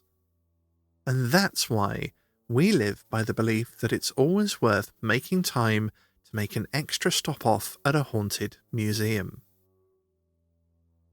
But now it's time for us to move on with our journey. And despite our stop-off, we should be able to make good headway towards our second stopover, as long as we don't hit traffic. As we trundle along the dual carriageway, we seem to be in luck. If anything, the traffic seems to be thinning out as we go, until, as the road narrows and slows, and we reach the outskirts of a new-built housing estate, we suddenly seem to be the only car on the road. Fitz gently brakes as we approach a speed bump at the start of a 30 zone, and then the engine gives a judder, sputters, coughs, and dies. All power gone out of the old bus. Damn. I mean, it's not unheard of for the old girl to conk out, but it doesn't usually happen in the middle of the road. We look at each other, and then at the dashboard as Fitz turns the key, hoping that the engine will turn over. But it doesn't make so much as a limp whine. We can't even turn the hazard lights on, as nothing electric seems to be working. I get out to place a hazard triangle behind the vehicle, while Fitz calls the tow company. But when I get out of the car, checking for oncoming vehicles, I realise that things look different. When we'd stopped, there'd been a pavement to the left of us which led to a new housing estate. But the pavement doesn't seem to be there anymore, and neither do the houses. At the side of the road, there's simply grass. The road markings are gone, and we are now on a single, narrow track. Starting to feel a bit like I'm losing the plot, I go back to the car where I find Fitz staring and poking hopelessly at his phone. "Do you have any signal?" he asks. I do not. And, as unsettled as I am, one of us has to go for help, so I start walking, clutching the business card of the tow company, hoping to come across a house or a person willing to lend me their phone, and hoping that I'll find help before darkness falls. Because, weirdly, there don't seem to be any street lamps now, when I'm sure there were before. In fact, where was the speed bump and the 30-mile-per-hour sign that we'd slowed down for? I can see nothing now but fields. After walking for a while, I spot a group of people huddled in the distance. It seems brighter where they're standing, and they're dressed oddly. As I near them, everything seems to grow very still and quiet, almost like a wind that I wasn't aware of suddenly drops away, and there's no sound of traffic or even birds, just a dense, oddly flat silence. I can see now that the men in the group are wearing felt hats and the women tailored skirt suits. A few young lads in waistcoats and flat caps chase each other around playfully, and one gentleman is peering through something with a lens attached to what looks like a concertina on a tripod. A chill creeps its way up my neck as I begin to connect the dots and wonder if I'm even in the 21st century anymore, or if I have wandered into a time slip. Which brings me to our next question for you, lovely listeners, or journal prompt if you're recording your adventure. If you could choose any place or time or event to time slip to, what or where or when would it be? We've done an episode all about time slips in the past, and there have been some incredible experiences recorded by witnesses who have seen everything from the very famous and spectacular sighting of the Palace of Versailles in its heyday to the more mundane but equally mysterious Bond Street time slips in Liverpool. Tell us what you would most dearly love to witness in its prime. Maybe it's a historic moment like the signing of the Magna Carta, or maybe it's seeing a location that we've only ever seen as ruins, like Whitby Abbey. What a sight that must have been in centuries past. Maybe you would want to go even further back in history, or even prehistory, and see what the Iron Age druids were really doing at Stonehenge. Whatever it is, let your imagination run wild for a while, and let us know what this brings up for you. And now I'm going to turn the question over to Fitz, because this is his pick. So Fitz, if you could time slip to anywhere, at any time in history, what would you choose to experience? The thought of stepping into the past, literally, has always given me somewhat of a thrill. When Lil and I were discussing what location or event that we might want to be able to see with our own eyes, there were more than a few to choose from. Would it be a historic battle, a castle perhaps? Maybe somewhere that had ties to our ancestors? If anything, I was a little spoiled for choice. Whilst, with my fascination with prop and piston aeroplanes, I was quite tempted to visit an old World War II airfield, maybe even RAF Snaith, the airfield our resident ghost, my great-uncle Jack, flew from. I actually settled on the Cardington airship sheds in Bedfordshire. These vast hangars were the home of the R100 and R101 experimental long-range airships, designed to transport mail and provide comfortable passenger transport to distant parts of the British Empire, such as Canada, Australia and India. We're not really that familiar with the sight of airships in this day and age.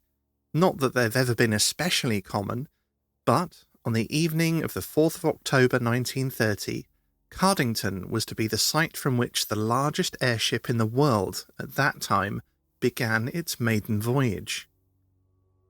I would love to have been able to see the launch of the R101. The sight of the gargantuan 777-foot-long floating cruise ship looming overhead must have been an incredible sight to witness.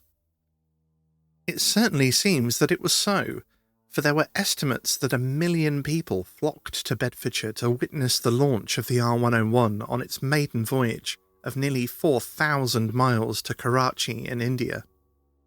For 40 miles around Cardington, the hotels, B&Bs, inns and rooming houses were booked to capacity, fuel was sold out, and nearby roads were at a standstill for hours.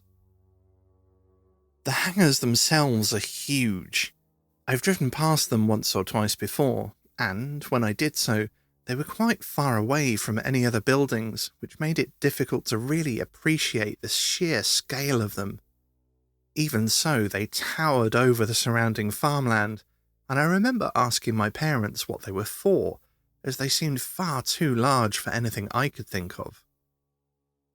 There are 2 of them, both are Grade 2 star listed, and they're over 800 feet long, 180 feet wide, and 158 feet tall. so big that you could fit Wembley Stadium inside just one of them twice over. They're even large enough that clouds have been known to form inside them. Both have fairly recently been restored to their former glory, with extensive repairs being carried out. The R101 was not that much smaller than its hangar, and so the weather conditions had to be perfect in order to risk taking it outside. It wouldn't have taken much in the way of wind for the R101 to be nudged into the edge of the huge hangar, risking tearing the delicate outer skin of the airship. A skin that had already shown its fragility during construction and testing.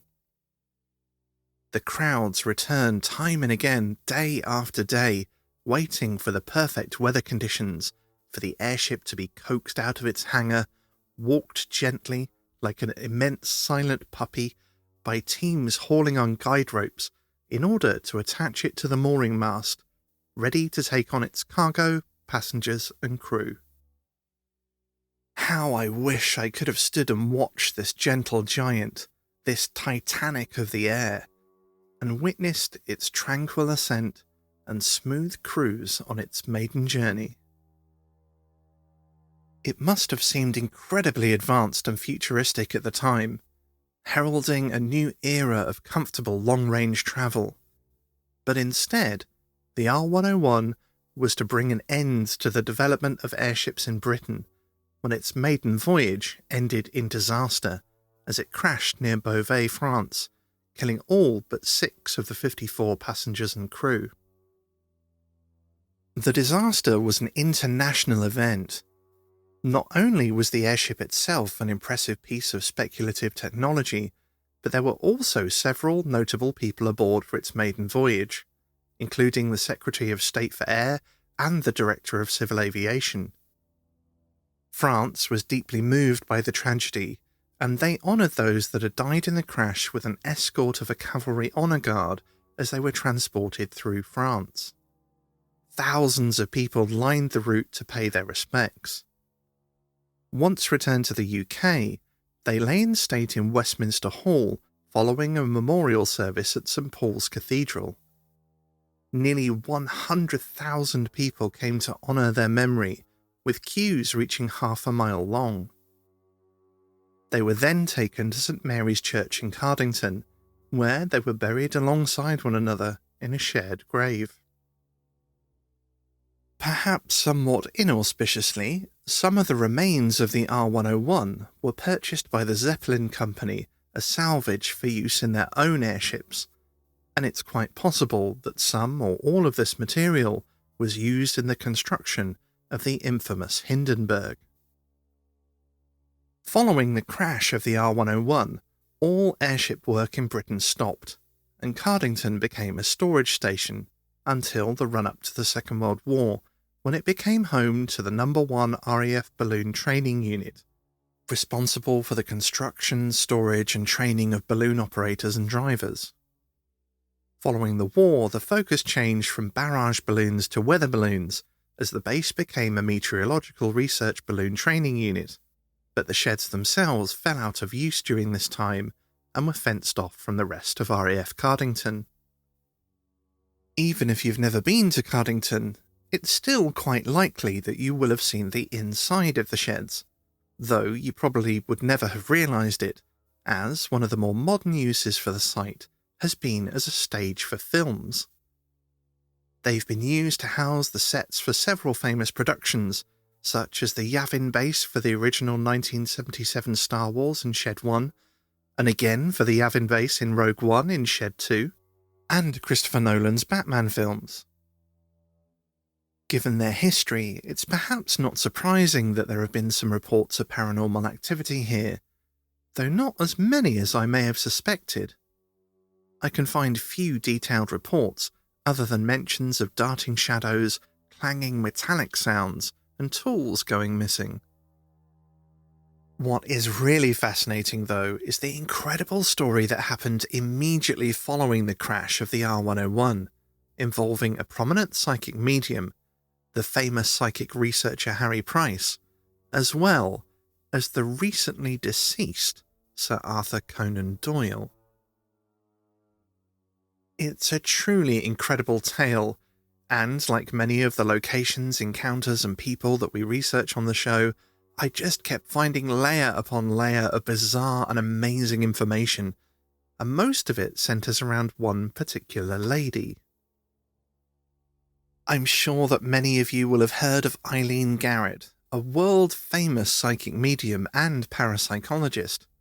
But, if not, she was perhaps most famous for a series of seances that she performed immediately following the crash of the R101, providing information relating to the disaster, not available to the public, that was both incredibly detailed and, as was later discovered, spookily accurate. As I've mentioned, the R101 wasn't exactly secret, and so when I began to delve into the story, I imagined that the reports from the seances would likely be somewhat overblown, with generic statements dressed up to sound more specific than they actually were. If you read Eileen's Wikipedia entry, you will certainly get that impression, as the summary paragraph ends with the statement that her claims were investigated and found to be valueless, easily explainable, or the result of fraud. But I am not convinced that this was the case at all. It seems like a pretty damning summation. However, when I checked the references for details on the investigation that led to this determination, I was to be somewhat disappointed. Instead of the thorough examination of the evidence that I was expecting, from one of the quoted sources, I simply found a handful of paragraphs that can be boiled down to "girls aren't as brain dead as you might think, and someone probably gave her the blueprints in advance." Aside from the pretty misogynistic wording, the author completely fails to mention why Eileen might have been motivated to carry out espionage to obtain the blueprints for the R101 on the off chance that it might be involved in a disaster at some later date. The author stopped short of implying that Eileen had simply read the information in the newspapers. In fact, she couldn't have done, because at the time no detailed information relating to the incident was available to the public. On the same day as Eileen's séance, Reuters reported that the evidence which is now being collected by the Commission will be placed before the Court of Inquiry, and no announcement will be made until the collection of evidence is complete. And the Times commented, "Until the reports of the experts are made, there can be no satisfactory account." On the very same day that Reuters and the Times made these statements, Eileen held a séance. Not in order to contact the crew of the R101, but in an attempt to contact the recently deceased Arthur Conan Doyle. After having little initial success in contacting Conan Doyle, the séance was interrupted by a rather insistent character, which began in a terribly British fashion to apologise for the intrusion before rattling off a stream of information regarding the design and crash of the R101. My first thought was that this would probably consist of something along the lines of "weather bad, crashed, tell my wife I love her, etc."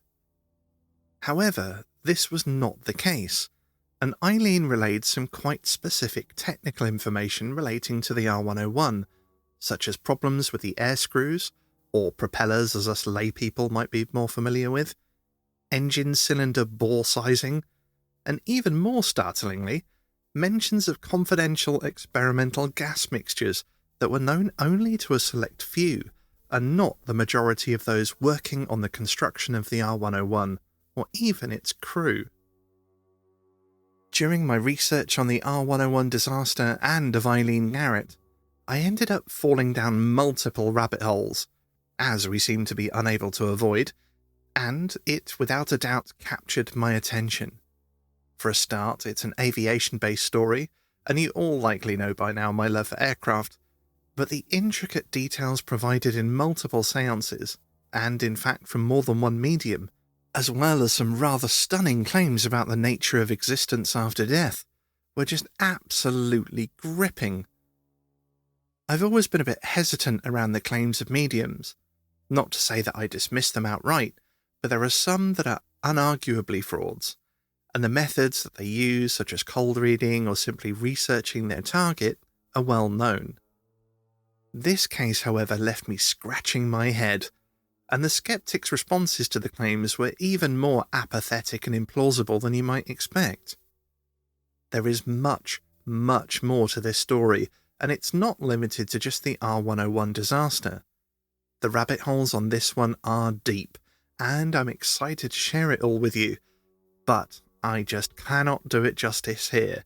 It needs a dedicated episode, which hopefully you'll be pleased to know that I am in fact working on already, once I've managed to work my way through the large number of books that the research has added to my reading list. And I can't actually wait to get diving into that research as well, because I only know so far what Fitz has told me. We were working on these sections separately, and it is absolutely fascinating. There's so much more. There is so much more. But I was really frustrated by this person that supposedly debunked these claims and just went, no, it's a load of rubbish. And we've come across this a few times in various cases that we've looked into. You give it a surface look and it seems like everybody's agreed, nope, debunked, nothing there, nothing interesting, not paranormal at all. But when you actually look into who is saying that it's been debunked and there's nothing there, and why, and their reasoning, there's been quite a few times when it's boiled down to, because I don't like it. Well, one of the things that really got me, there's a few things that really got me in this case. One of them was that what the person that's quoted that's saying, it's all rubbish, blah, blah, blah, they've taken some very select quotes from the report. And the report is like it's written by two completely separate people. Really? Like one of them that is strongly in favour and one of them that is strongly opposed. And it's from the same person in the same report.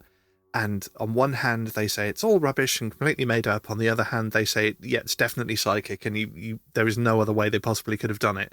So make of that what you will. And I also feel like the person that supposedly, the person that came to this conclusion, there were definitely some sexist overtones there. Weren't there? Yeah, like I gave a summation of what I read, but it was effectively like, you might think girls are stupid, but some of them aren't. Oh, God. And it was like, what am I reading? Do you know what time period did this date from, this conclusion? Was it recent? Not that recent. The disaster took place in 1930, and I think the sort of investigations took place over the next maybe 10 or 15 years. I definitely, like, when they're talking about it, they're talking about interviewing her and speaking to her, so it can't have been that long afterwards. Contemporary, yeah. So contemporary. So one of them was her friend. Oh, God. Yeah, okay. This is just so bizarre. But I read a book. The first thing I came across was a book, and I read it, and I got to the end and this has got to be fiction. Yeah. I can't believe what I'm reading. This has got to be fiction. And then I found the transcripts and I was like, oh my God, no, this is actually what happened. I don't believe this. This is just, I'm literally, that was my just stopped being able to talk. It was so incredible. Yeah, it is a mind-blowing one. There's a lot there to unpack. So yeah, hopefully we're going to get to unpacking some of that in the future. But it might take a while because I think there's quite a lot to dig into. Oh, yeah. But now back to our fantasy road trip. As I stand, unsure where or when I even am anymore, gazing at a scene that seems to be around a century out of place. The silence is eerie, and I'm sure that at this distance I should be able to hear the low babble of conversation between the assembled adults and the squealing and giggling of the boys as they chase each other. Around the scene, the light is growing lower, and I worry that I'll be able to find my way back to the car without the road or pavement to follow. I glance back behind me to see if the old bus is still in view, and, in doing so, see the familiar terrain of tarmac and street lamps. Baffled, I swing back towards the odd scene out of time, and the sound rushes back to my ears as though someone had just pulled out a stopper. Suddenly, I can hear perfectly normal sounds of traffic and birds and planes overhead, and the gathering of people has vanished. In their place stands a children's playground with a brightly painted slide and climbing frame. Not sure whether to be relieved or disappointed, I run back to the KOFYmobile where Fitz is waiting, wondering where on earth I'd got to. I look at my phone. It has full bars now, but I don't need it anyway. As I get closer, I can hear the throaty rumble of the engine idling. Fitz shrugs, clueless as to why the engine and all our electronics failed. But I think I might know why. We leave the mysterious spot behind us and head towards our last overnight stop of the trip. It's getting late now, and we're back to trundling along quiet country roads where we see more deer than we do cars. The hush of evening is descending over a landscape of thicket-edged fields, and it feels somehow wrong to be blasting out classic rock into the darkening roads. So, we flick on an audiobook for the last stretch, winding down for the day as we approach our last stopover. Which leads me to my next question for you lovely listeners. What audiobook are you popping on to while away the miles? Or which book are you taking to read on your overnight? We are both such bookworms. We wouldn't even normally do a day trip without taking a book, let alone an overnighter.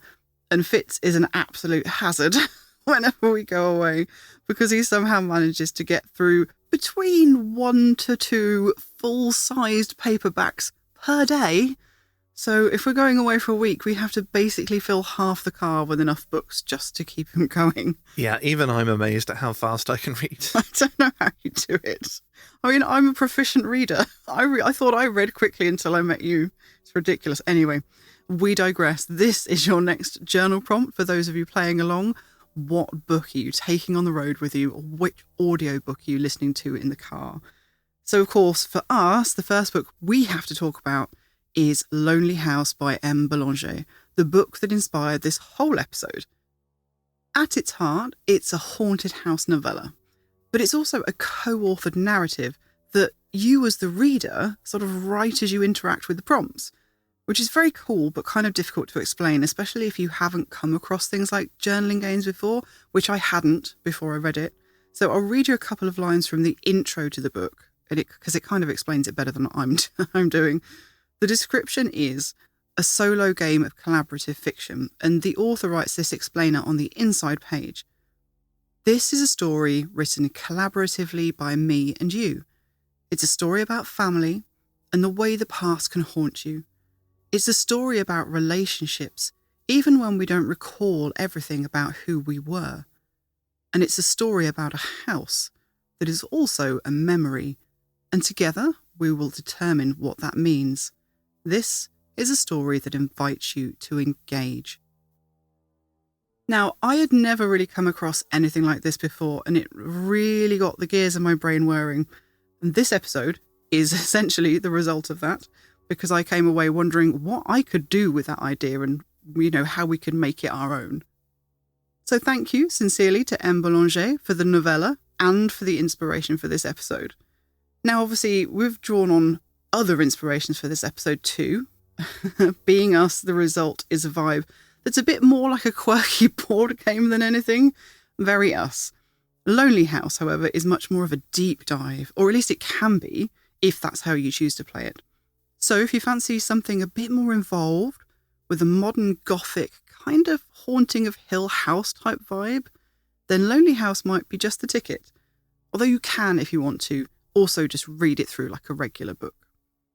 But Fitz, what's your book pick for the road? Oh, interesting question. I'm tempted to jump right in and just opt for Project Hail Mary because I love that book so much. No I'm itching kidding. to see the film. I can reread it and enjoy it a distirbing number of times. And you have already reread it a disturbing number of times. I think I'm on like 8 or 10 I was going to say something. 8. I think it's about 8. I really love that book. But to stay on theme, I'm going to choose a book that I've ordinarily referenced when we spoke about the time slip that we'd love to experience. And that is The Airman Who Would Not Die by John G. Fuller. I'm not going to go into a huge amount of detail because it's going to form the backbone of the episode that I talked about, but it really blew me away. And if you can grab yourself a copy, it's an extremely interesting read. And on top of this, just to throw in an extra level of spooky, I was researching the story of the R101 and Eileen Garrett. I'd picked up an electronic version of the book to help me. But on my birthday, I had wrapped a present from my mother, who had absolutely no idea. I'd literally never mentioned it to her. And you guessed, it was a hard copy of The Airman Who Would Not Die. She'd even included a little note that said basically, it just felt right. Now, I don't think this book is even in print anymore. It's not too hard to get hold of secondhand, but she'd come across this book. Completely by chance. Completely by chance. Bought it for me for my birthday as I was researching this. Yeah. It was just an incredibly bizarre... Like, when I opened it, I was like, what am I... What? I was literally racking my brain when you've opened it to remember if it had cropped up in conversation. I was like, we must have said, but we hadn't. No. We hadn't spoken to anybody about it because we were, like you say, we were right in the middle of it. I don't think we'd even decided that's what we were definitely doing yet. Yeah, I'd barely mentioned it to you at that point, I think. It was so bizarre.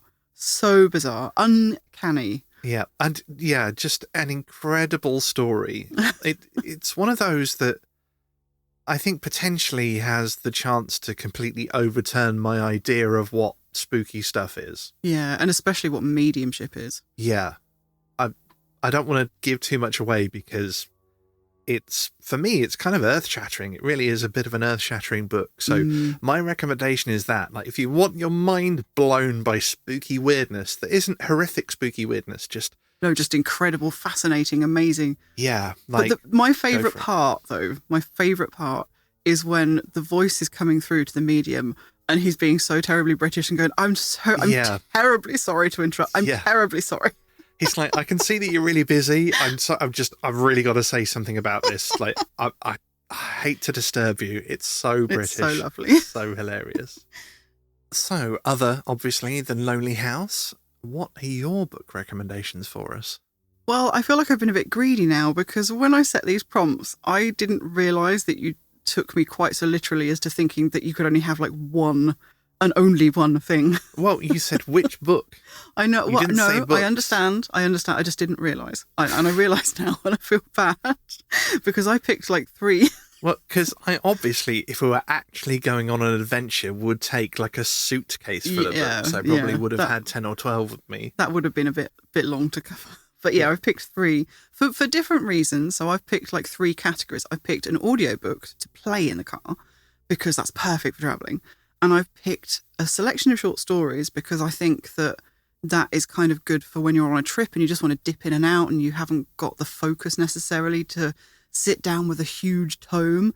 And on that same kind of line, I've also picked a quick read, like a short book.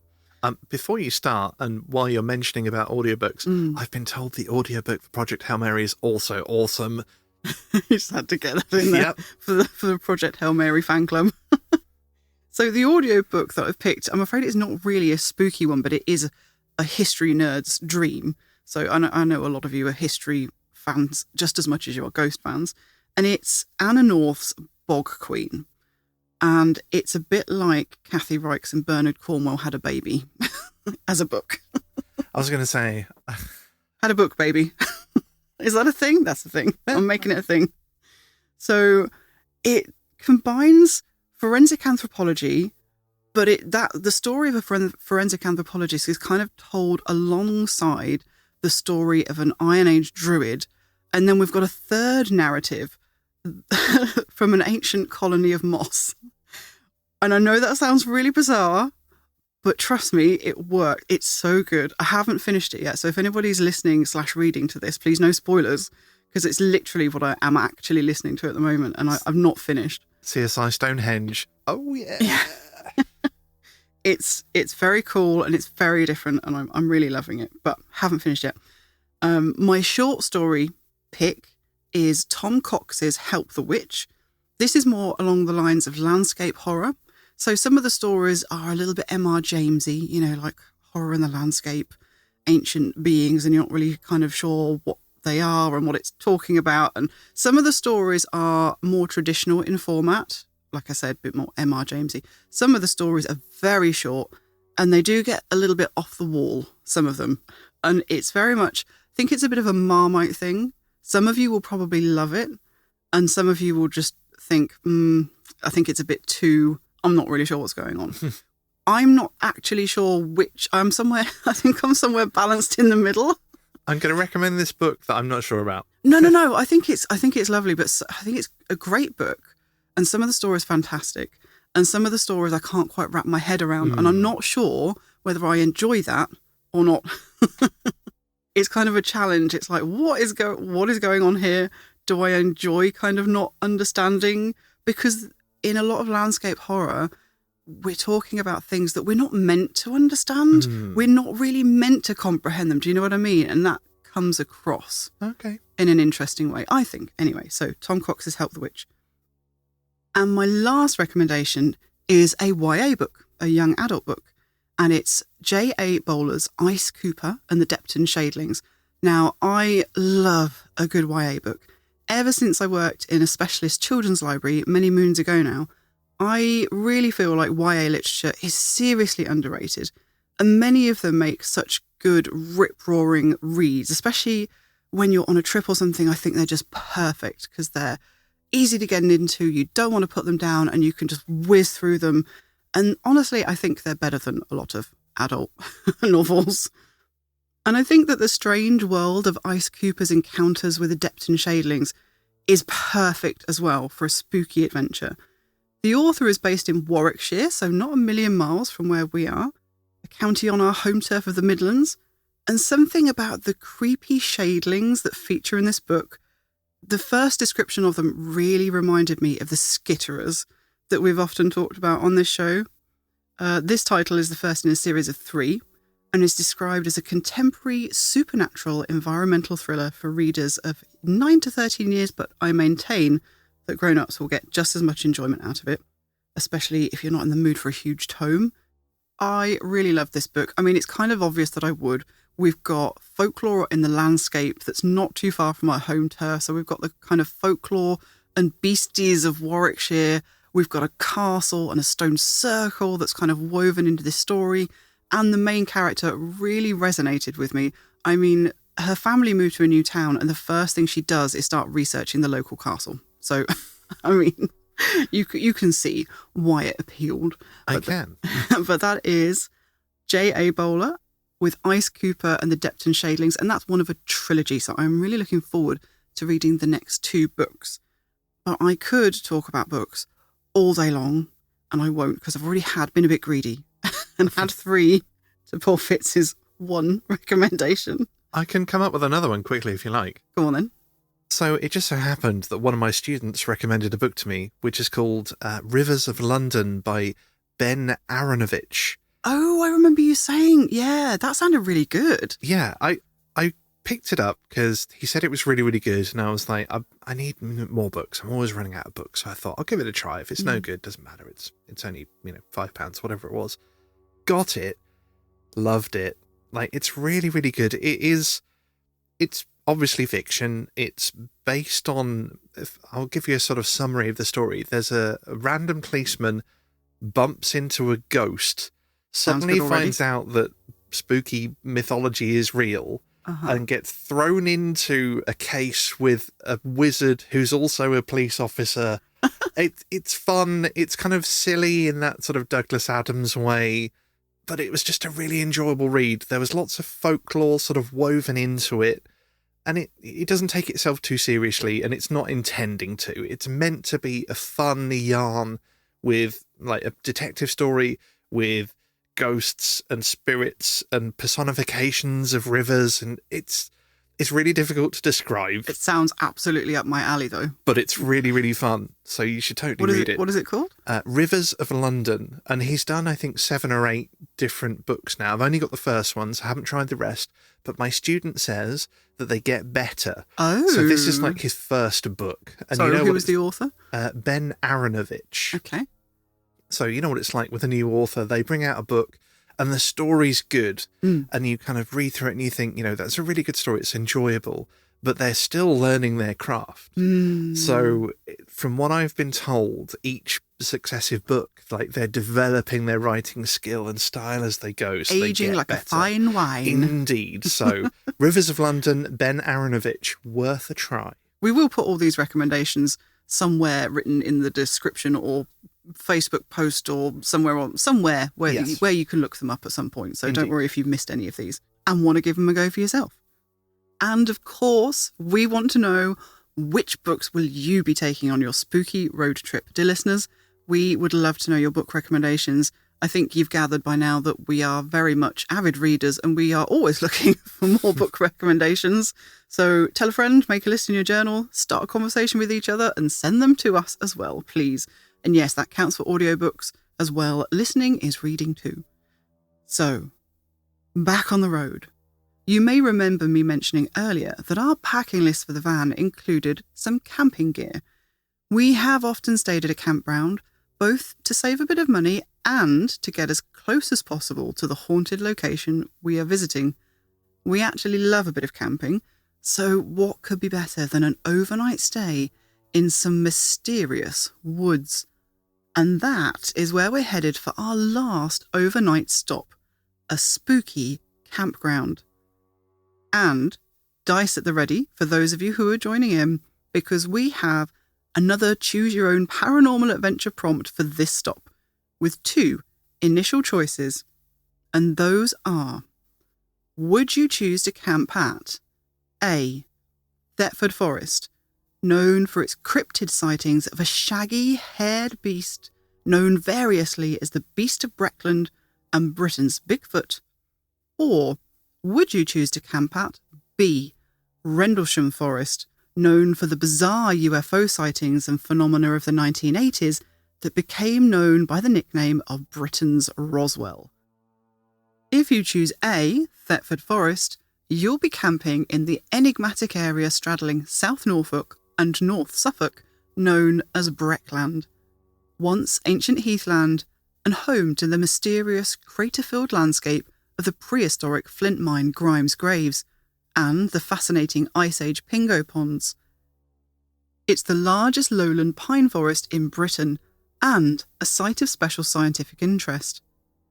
Now covered in swathes of towering pine trees, the area is synonymous with sightings of a mysterious beast, which many have linked to the numerous historic wood carvings in local churches that depict hairy, club-wielding, foliage-wearing wild men of the woods, known as woodwoes.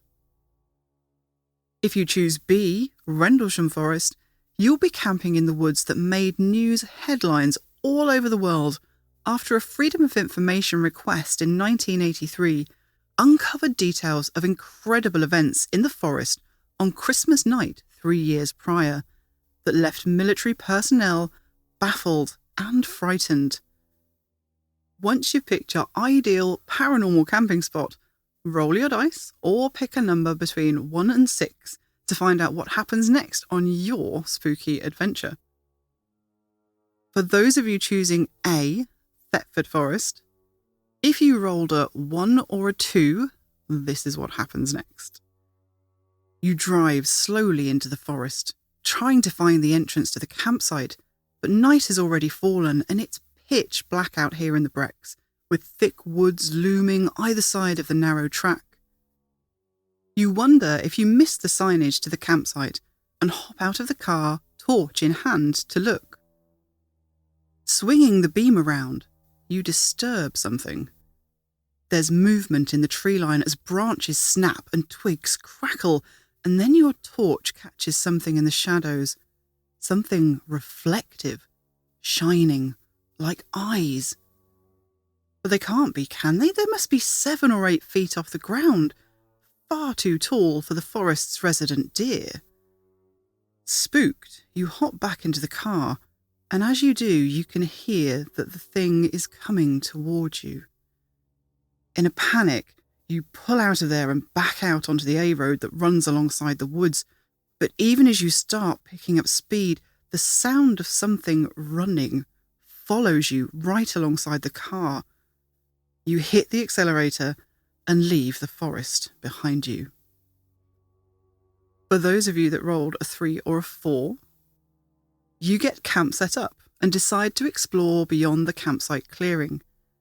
Dusk is settling and shadows are pooling between the trees as you pass several structures made of long branches, tips lent together in a teepee shape. Just the work of children making dens, surely. Far ahead of you, you hear a rough, dragging sound and the snapping of foliage. You look in the direction of the noise and see that the dense undergrowth of ferns, nettles and brush beyond the footpath has been broken, and the ground scuffed up as though something has been dragged into the forest. Something large, at least as big as a deer. Suddenly, a small object whizzes past, a mere streak in your vision, landing with a thud just off to your right. What on earth? Another swiftly follows, this time only missing you by inches. Something is throwing pebbles at you from somewhere deep in the brush. You decide to heed the warning shots and leave whatever it is to whatever they have dragged off into the forest. And for those of you who rolled a 5 or a 6, as you make your way into the forest, you spot something odd from the car. It looks like a huge dog with long, grey, shaggy coat walking on 4 legs. But it's massive, and something about it doesn't look quite right. Emboldened by curiosity, you turn the car around and head back for a second look.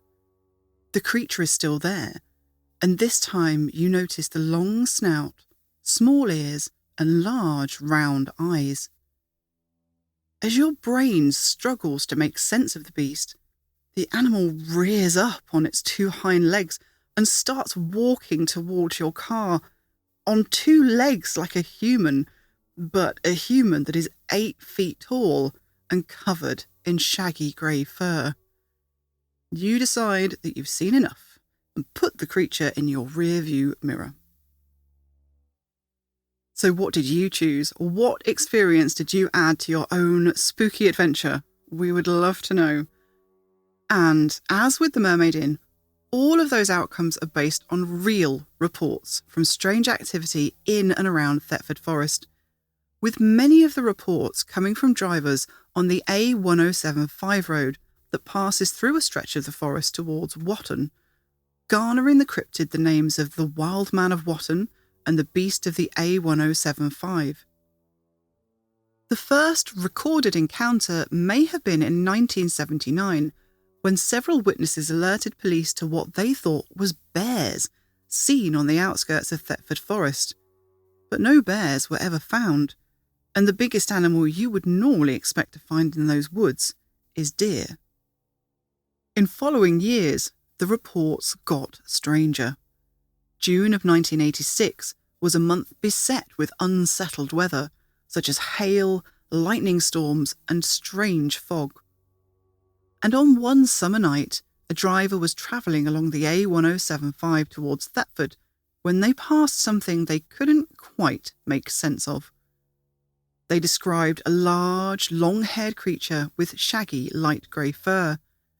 It walked on 4 legs and had a long snout, small ears, and saucer-like eyes. At first, the driver thought it must be some kind of huge dog, but it didn't quite seem to fit, and, curiosity well and truly stoked, they turned the car around for another pass. Reports vary as to how many times the driver turned around the car for another look. Some say 3, some say as many as 4 times, but they all agreed as to what happened next. On the last pass, the mystery beast rose up on its 2 hind legs like some kind of 8-foot-tall, shaggy-haired hominin, and at this point, the driver decided that they had seen enough and scarpered. They did return a few days later, though, and at the spot where they had seen the beast, they found drag marks on the forest floor, where something substantial had been dragged through the woods. When writers and podcast hosts Stacia Briggs and Sheafra Connor of the Norfolk Folklore Society entered the woods near Thetford Warren Lodge to look for the Breckland Bigfoot, they too found drag marks stretching hundreds of metres from the direction of the road and leading into the forest before disappearing into a thicket of brambles. They estimated that whatever had been dragged was about the size of a deer. There have been multiple reports from witnesses shining torches into the woods and catching eyeshine from something that was 7 or 8 feet off the ground, far too tall for any animal known to live in Thetford Forest. One couple who witnessed this phenomenon were even more startled when hard objects suddenly came flying out of the tree line towards them. Stones and other objects, including a metal bolt, hurtled out of the woods and hit their car, thrown by something they couldn't see. One projectile hit the car windscreen so hard that it chipped the glass. As recently as 2018, a pair visiting the forest disturbed something with their torchlight, prompting loud sounds of snapping twigs and branches as something unseen moved through the woods. The same pair reported that as they drove, they could hear the sound of something running alongside the car even as they reached 10 or 15 miles per hour. The shaggy grey-haired creature has been seen since that initial sighting in the 80s as well. In December 2017, a witness in the same area as the driver from 1986 saw something very similar, a creature with grey hair that had dark patches. In 2011, a lorry driver also reported a hairy, light grey-coloured creature that ran at some speed through the grass on four legs before standing up on its hind legs and moving towards the driver. They described the motion as like that of an ape. Fortunately for the driver, before the mysterious beast reached the lorry, it dropped back onto all fours and sped away. And the phenomena has kept on happening. Visitors have reported low, throaty growls coming from the woods, the feeling of being shadowed by something moving through the forest, dogs being spooked by something that their owners can't see, and inexplicable figures that witnesses can't seem to find the words to describe. A couple of campers packing up one morning from an overnight in the forest saw something across a small clearing just after sunrise. The witnesses said that whatever it was looking straight back at them. They could only describe it as 7 feet tall and not of this world.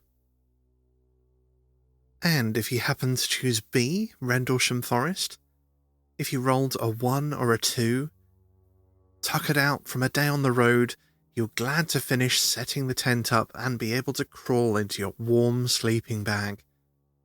The unfamiliar noises of the forest all around leave you unsettled for a bit, but as tired as you are, you soon drift off to the sighing of the wind through the trees. You don't get to sleep for long though. Deep in the early hours, around 2 or 3 a.m, you're awoken by an explosion of noise coming from all corners of the woods. Animals from the farms dotted around the edges of the forest screech and stamp and snort and bray, panicking in their enclosures. Birds explode out of the trees, and deer crash through the underbrush barking warnings as though running from something in sheer terror. You scramble out of the tent, torch in hand, wondering what on earth is happening and expecting something like a forest fire. At first you think you must be right, as you can see a bright light at the edge of the woods. But you realise as you sniff the air for the smell of smoke and find none, that the light isn't actually in the trees. It's above them and rising, higher into the sky, where it hovers briefly before suddenly shooting off at a speed that leaves you bewildered. If you rolled a 3 or a 4, having got camp set up and dinner eaten, you relax in front of a crackling campfire, watching the swaying shadows of trees at the edge of the clearing through the flickering flames. It's so relaxing, in fact, that you doze off in your chair, only waking sometime later when the temperature drops and an icy chill startles you to consciousness. The fire has burned down, leaving only dim embers, and you gather yourself up to head inside your tent to your beckoning sleeping bag. But as you turn away from the fire pit, your eye catches something glimmering above the trees. A brilliant white glow emanates from the edge of the forest, with coloured lights above and below winking like Christmas lights. You watch as it hovers above the forest, and then as it falls down in between the trees, you're surprised to realize that there is no sound at all. Fascinated, you run towards the lights to try and discover what on earth you're seeing, but the closer you get, the harder it seems. The air becomes thick and warm, and moving through it feels like wading through treacle. The atmosphere tingles as though statically charged, and your hair starts to stand on end. Still, you can't seem to get any closer. Trying to move towards the lights is like fighting against time itself. Each step is an enormous effort of will that seems to take forever. Before you can get any nearer, the lights suddenly rise out of the forest, zigzagging between the trees before shooting off and disappearing in the blink of an eye. Now everything returns to normal. The air is cool and clear, and you can move again. It feels like only a few minutes passed, but when you check the time, you find you were chasing the lights for nearly an hour. And if you rolled a 5 or a 6, you get camp set up and a blazing fire going in the fire pit. A simple backpacking pouch meal is much enlivened by making 99 flake bananas and s'mores over the fire. You gleefully sink into your sleeping bag and watch the silhouettes of branches overhead cast a moving wallpaper onto the canvas walls of your tent. You sleep deeply and soundly, and awake in time to see a stunning sunrise breaking through the pine trees. But the campsite is abuzz with rumblings of strange things that happened in the forest last night. People say they saw strange lights and heard the sounds of a woman screaming, and one witness claimed that they followed the glow into the woods and saw through the trees a shiny dark triangular object that landed noiselessly in the middle of the woods. Resting with 3 legs on the ground, the smooth, shiny object had a band of unfamiliar symbols etched into its side. The witness threw themselves to the ground when the scene exploded in a brilliant white light, and the object lifted silently off the ground and maneuvered away through the woods. Hearing all these stories over your first coffee of the morning, you can't wait to head out into the forest with your fellow adventurers to find the place where this all happened, wondering if the lights will come back. Of course, in broad daylight, things look a lot more mundane, but nevertheless, when you reach the site where the strange object was seen, you find 3 distinct round indentations in the ground, perfectly circular and about 5 centimeters deep. They form the pattern of an equilateral triangle. The earth is scuffed up around the area, and you spot some scrapes, or maybe even scorch marks on the surrounding trees. Looking up, there's an obvious hole in the tree canopy where the object was seen to rise out of the trees. Freshly broken pine branches dangle where they've been snapped. And yes, you guessed it, all of these outcomes are based on real reports from trained military personnel, no less, who witnessed some seemingly inexplicable things in Rendlesham Forest on a freezing Christmas night of 1980. A lot of Rendlesham Forest is Forestry Commission land and is planted with quick-growing pine trees for timber. But it's sandwiched between 2 air bases, former RAF Bentwaters to the north, just at the edge of the forest, and former RAF and now Ministry of Defence Woodbridge, which cuts right through the centre of Rendlesham Forest.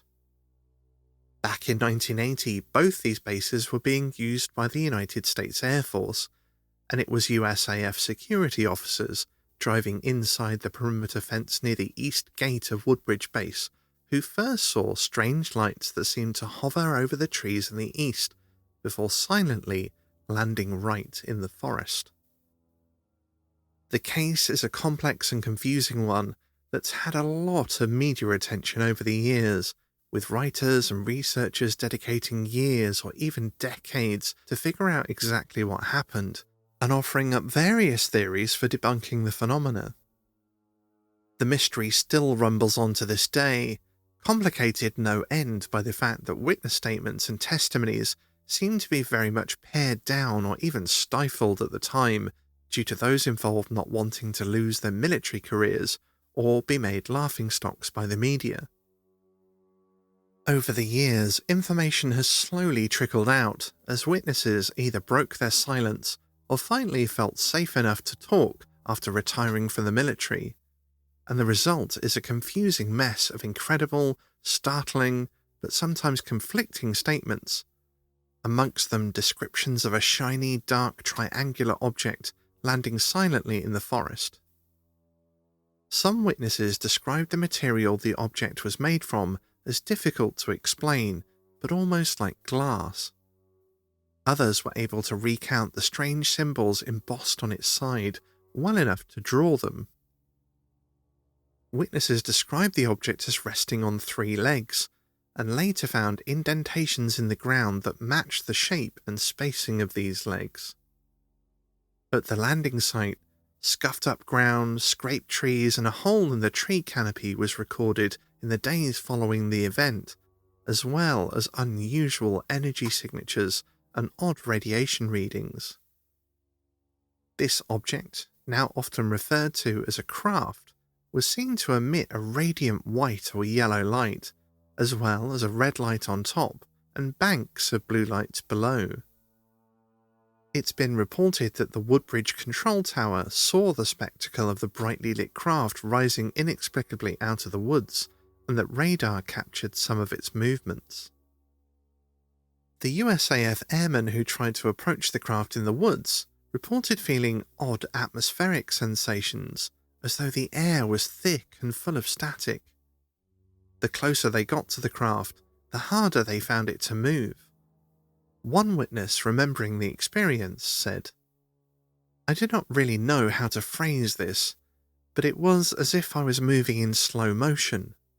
It felt really hot, and as if the hair was standing up on the back of my head, yet everything around me was moving so slowly. I was not even sure that I had any control over my body." Although the object itself was seen to move silently, other noises were reported, including one report describing the sounds of a woman screaming. Mostly, though, people described the reaction of resident animals to the moving lights. When the object was seen to rise from the woods and make its exit, both woodland creatures and animals on surrounding farms were heard to react to it in terror, even though the craft itself made no sound to disturb them. I must add that these experiences I've just described were from only the first night of strange happenings in the woods at Rendlesham. There were more to come on the nights that followed, and the mystery endures to this day. Many mundane explanations have been put forward, but to my mind at least, none of them adequately explain everything that was witnessed. But what do you think? And now that you've heard the stories from the home of the mysterious Woodwoes and Britain's own Roswell, have you changed your mind about where you'd camp? We would love to know. And also, for a bonus question, what is your campfire snack of choice? A very important question. Chocolate bananas, s'mores, rum pineapple, something I've never heard of? Send me your recipes, because I literally love nothing more than cooking over a campfire. In fact, I don't really cook at home, not over a campfire, but you give me a campfire and I'm getting the cooking tools out. My personal favourite used to be 99 flake chocolate bananas, but unfortunately I can't eat 99 flakes anymore because they've got dairy in them, and there isn't really a dairy-free equivalent to a 99 flake, is there? Not as far as I'm aware, but I can't eat either bananas or flakes, so No, I need I a know. savoury option. Any diabetic recommendations for campfire snacks, please? Well, burger or sausage. I meant like... That's a meal, that's not a snack. Well, okay, anyone that has any savoury snacks, Yeah, I'll campfire be snack interested to know. recommendations. But we have just one more task on our paranormal adventure checklist, because what is a camping trip without a campfire story? And we have just one more story for you, some real experiences of our own that we haven't really discussed on the show before. Now, mine is a bit of a weird one.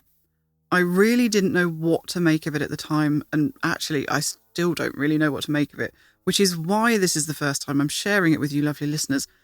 But we have just been talking about mysterious beings in Thetford Forest, so this definitely feels like the right time to share it, because I did see something mysterious in Thetford Forest.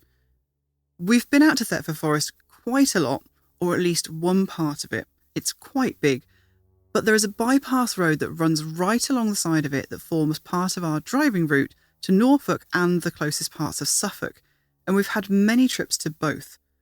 Just inside the forest is Thetford Warren Lodge, home to the extraordinary phantom were-rabbit. Yes, you heard that correctly, and we covered this in a much earlier episode, which prompted our first visit. But since then, we've stopped off a few times because it conveniently marks just about the midway point on our route to Norfolk, and it's a lovely location to get out and stretch our legs. But just a little further on from Warren Lodge is somewhere that I always forget is actually slap bang in the middle of Thetford Forest, and that is Grimes Graves. The name Grimes Graves sounds quite spooky, but in fact the site is something a bit more like a prehistoric equivalent of a tool factory. Looking at an aerial map, the site appears as a huge clearing in the forest, absolutely surrounded by trees. A dark blob near the centre marks the tiny visitor centre, and to the southeast of this, the ground is filled with craters, jam-packed with pockmarks that look from above like a lunar landscape.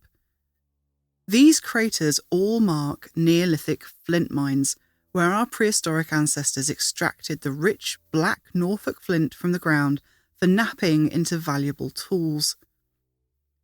In fact, there are some graves on site, not least of which is that of a beloved pet dog, who was carefully laid to rest amongst other ritual objects in the gallery of one pit.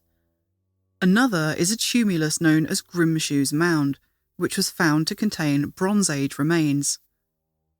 But what I saw, one wild weathered day, didn't seem to be anything related to the flint mines. It was something of the woods that thickly surround the site. I was staring out across the landscape at the time, comparing it to a paper map I'd been given at the entrance detailing points of interest. We were visiting on an event day, their Flint Festival to be exact. It wasn't the first time we've been to it, but it had been a few years since the last one, and I was super excited to see the living history encampments where prehistoric reenactors demonstrated flint knapping, as well as other ancient skills such as basket weaving and hide tanning.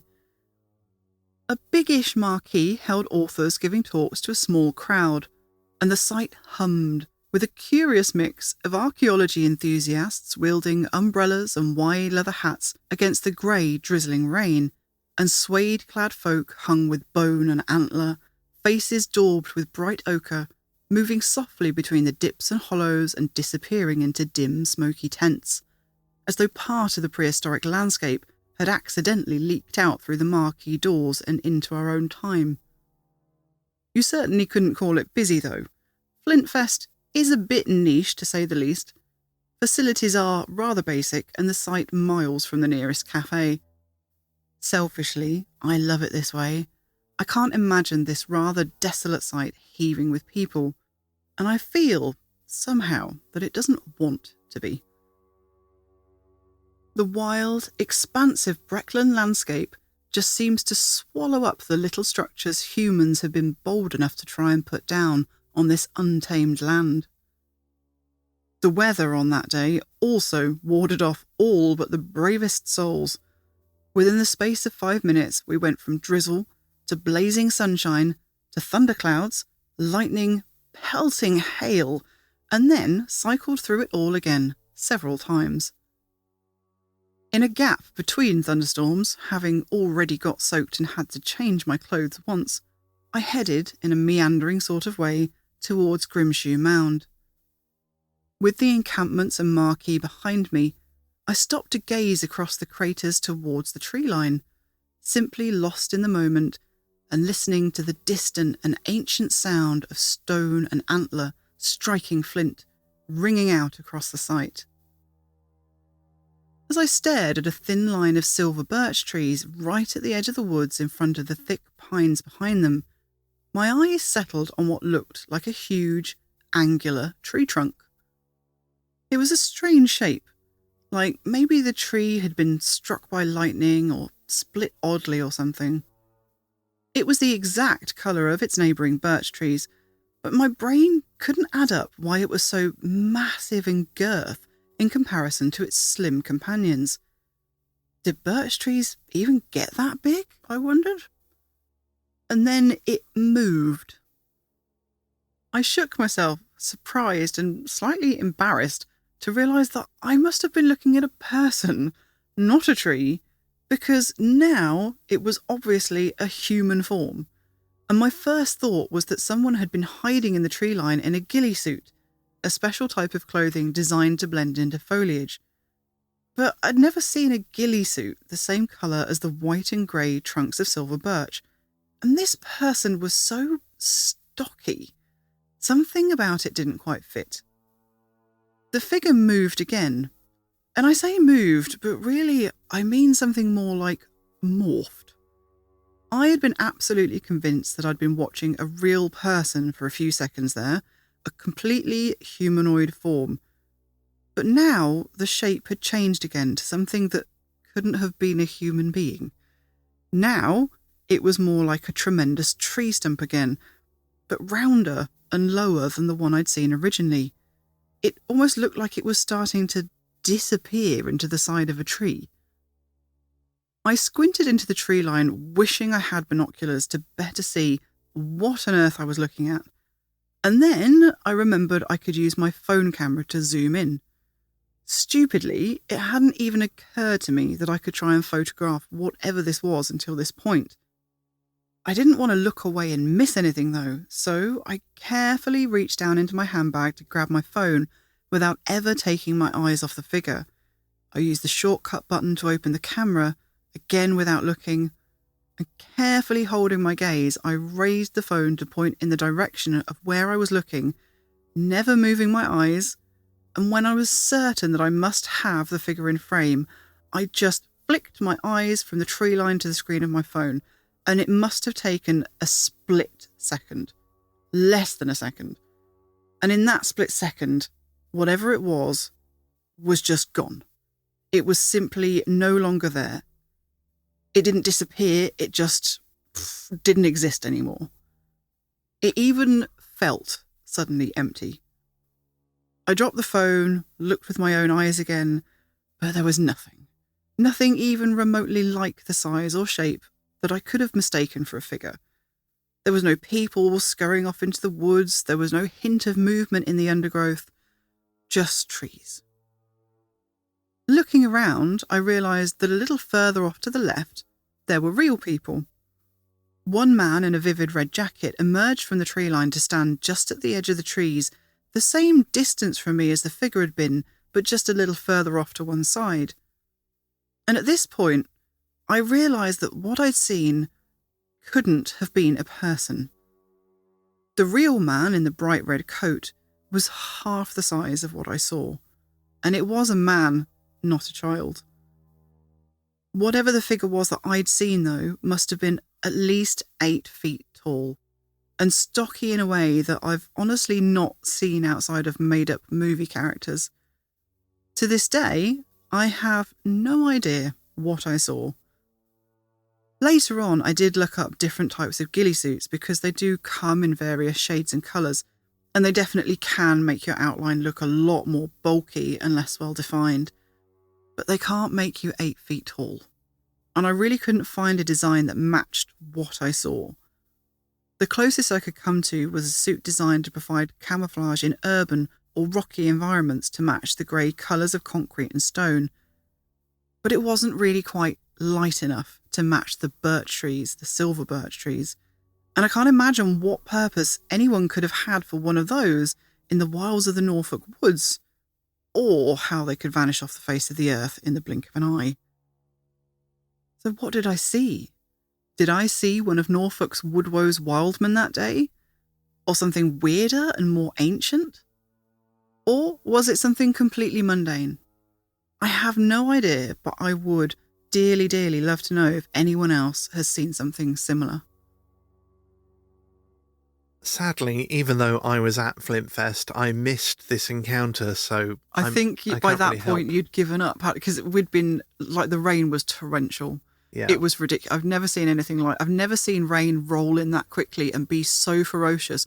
I was trying to get my waterproof on when it came down, and it literally ripped it out of my hand. Oh, God. It was ridiculous. Had I done my usual and, like, twisted my knee and my back or something? No. I think it's just because, we'd been out, we'd looked around, that awful rain had come. I'd taken a change of clothes and you hadn't. So we were soggy, and I think you were just drying off in the car, and I had managed to change and went out for another go. Yeah, I was going to say, I remember going around all the tents and seeing everything, but there wasn't a huge amount of there. So I think, you'd gone for a bimble, and I'd be like, I'm going to go and sit in the warm, dry car. And dry my clothes off, And then I missed seeing the Woodrows. I know.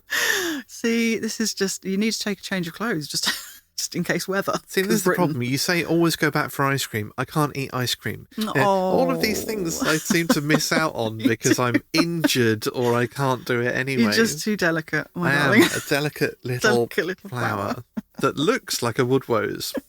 Do you know what the worst thing about that was, though? Not seeing the Woodrows, about the rain, I mean, because it happened again, would you believe? And I got caught out again, only that time I ran back. I saw it was coming and I ran back to the car, and I nearly made it back to the car before getting soaked. But by that time, from the first torrential downpour, the grass was just a mud slick. It was an absolute mud bath. And I went flying. I got so close to the car, and then I just did a mudslide face first, which wouldn't have been so bad, except we'd gone there primarily to see one of my absolute heroes, Mema the Cave Woman, who is an experimental archaeologist, and she knows all these amazing ancient skills and teaches them. She's come to us to teach us some of these skills. She's my absolute hero. She's what I want to be when I grow up, even though she's younger than me. And she was literally walking towards me, looking at me when I face planted. Oh, that's so sad. So embarrassed. I mean, she didn't bat an eyelid because she's too cool, but I was like, well, did that fair, really? She's normally covered in mud. I mean, it's normally intentional. But that's intentional. I just couldn't believe it. I was like, in slow motion. Maybe Mema was just like, wow, she's committed. Yeah, no, I think it was obviously a face plant. It was a total face plant. But anyway, I still got to see, I don't know. I don't know what I saw. Maybe a Woodrow's, maybe a giant in a ghillie suit. I don't know. Yeah, that doesn't sound like the sort of thing you could have mixed up with anything else. It was just so big. It was huge. And it was one of those things. It was a bit like you were saying earlier with the Cardington sheds. You don't realise how big they are. Yeah, you've got nothing to really... There's nothing to compare them to. Yeah. I mean, the only thing I had to compare the thing to was trees, which are obviously also massive. Yeah. Well, this is the thing. Like, a tree can be any size. Like, depending on how far away it is and the surrounding things, it can be big and look small, or be small and look big. And that's what drew my eye to start with, because the silver birch trees at the edge of the forest, they were obviously not that... They were quite skinny. You know, they were not... I was going to say not established. They weren't saplings or anything, but they hadn't been there for years and years and years. Yeah. They were still fairly young. They were supple and lithe. And that was what made me like, you know, what on earth is that massive tree? It's so big compared to the trees. But it was only when a real person walked out about the same sort of distance away, then it suddenly hit home that I was like, I saw something huge. And I don't know what it was. Weird. But now, Fitz, it's your turn for a story. Or what are you bringing to the campfire today?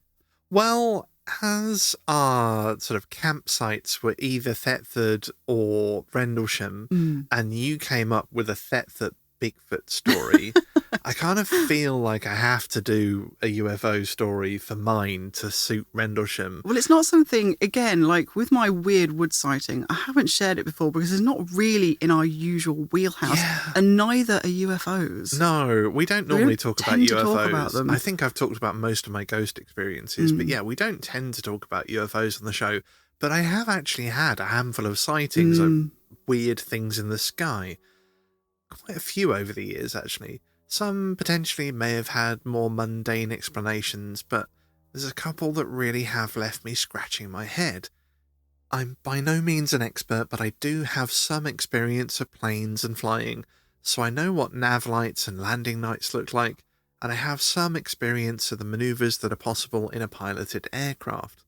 Obviously now drones are shaking things up a bit as they can handle a lot more G-forces than fragile human pilots. The majority of things I've seen were long before drones were something the average person had much chance of owning or making.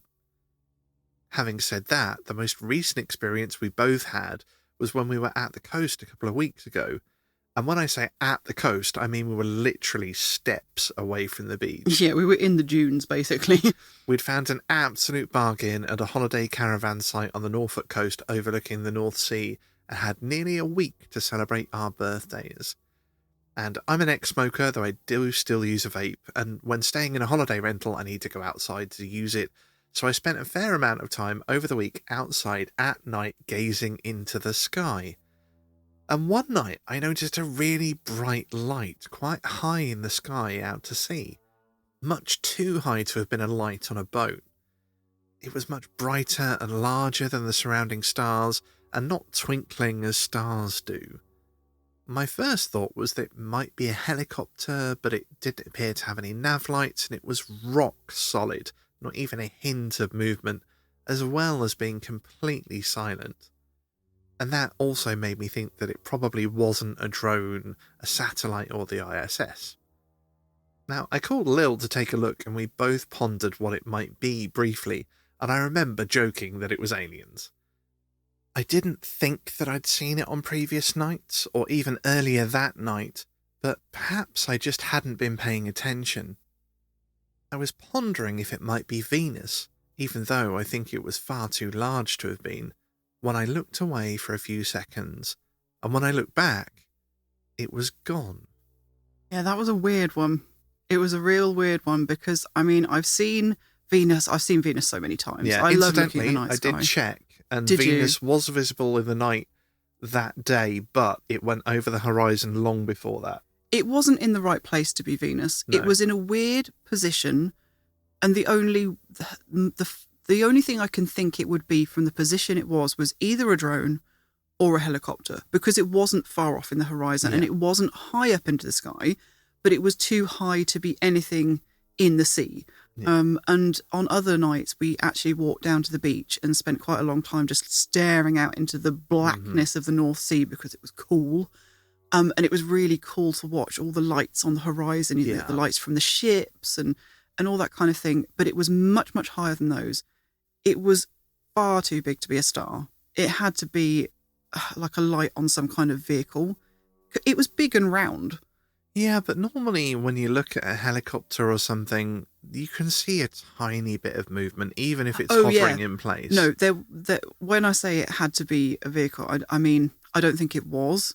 I don't think it can have been, but the light was the size that the size the light was, the only thing I can place it on is something like the headlamp of a drone that was that would have been close enough for us to hear. That's the thing. Yeah. If it had been a drone, the light was big enough that we should have been able to hear the drone.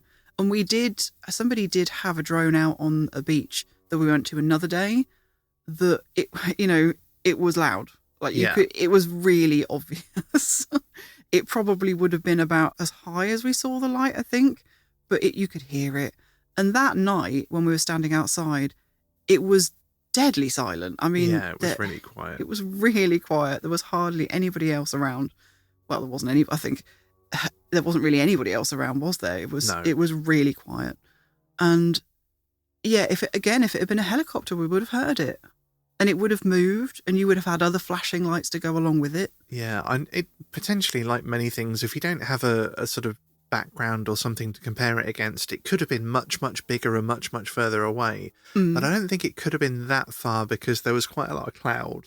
Yes, I think it would have been too far. It would have been behind the cloud and we wouldn't have seen it. So it wasn't that far away from us. But we did also have lights on the horizon from the ships and things out in the sea to they were compare it underneath to. the cloud, though. And yeah, exactly. So we knew it wasn't that far. It wasn't in that placement, if that makes sense. A really weird one. It was. And that's not the only weird things we've actually both seen in the sky. There was a couple more of those.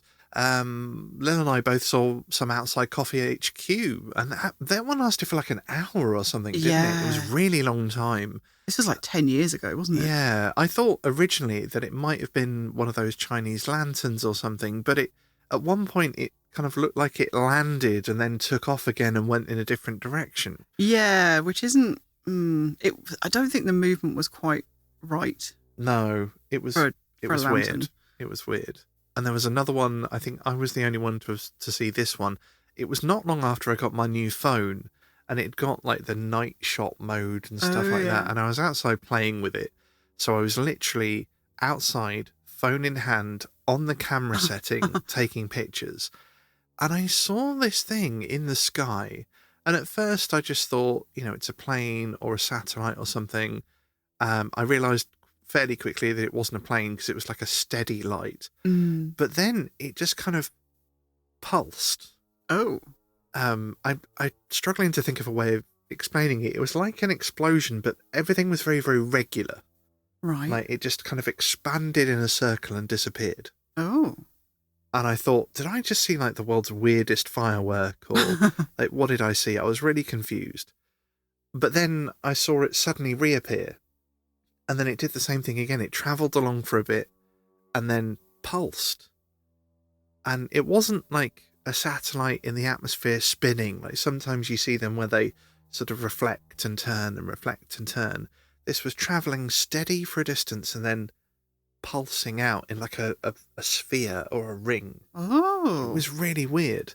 And this is one thing that I've said a few times. I've heard from so many people like, oh, everybody's carrying a phone with a camera on it nowadays. Why don't we get photos of all these things?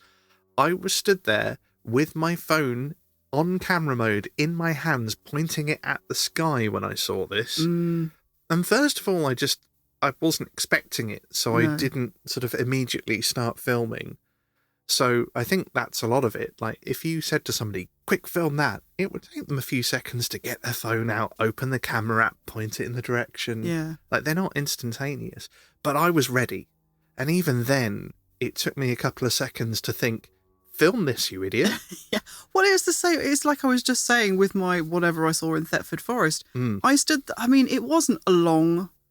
I think, the way I've written it probably sounds like I was standing there for ages, and I wasn't. I mean, it was it was under a minute. But even so, I felt like I was there in the moment for quite a long time thinking, what am I seeing? And it was moving and morphing and changing into different shapes. And it just didn't occur to me to try and take a photo. It never crossed my mind.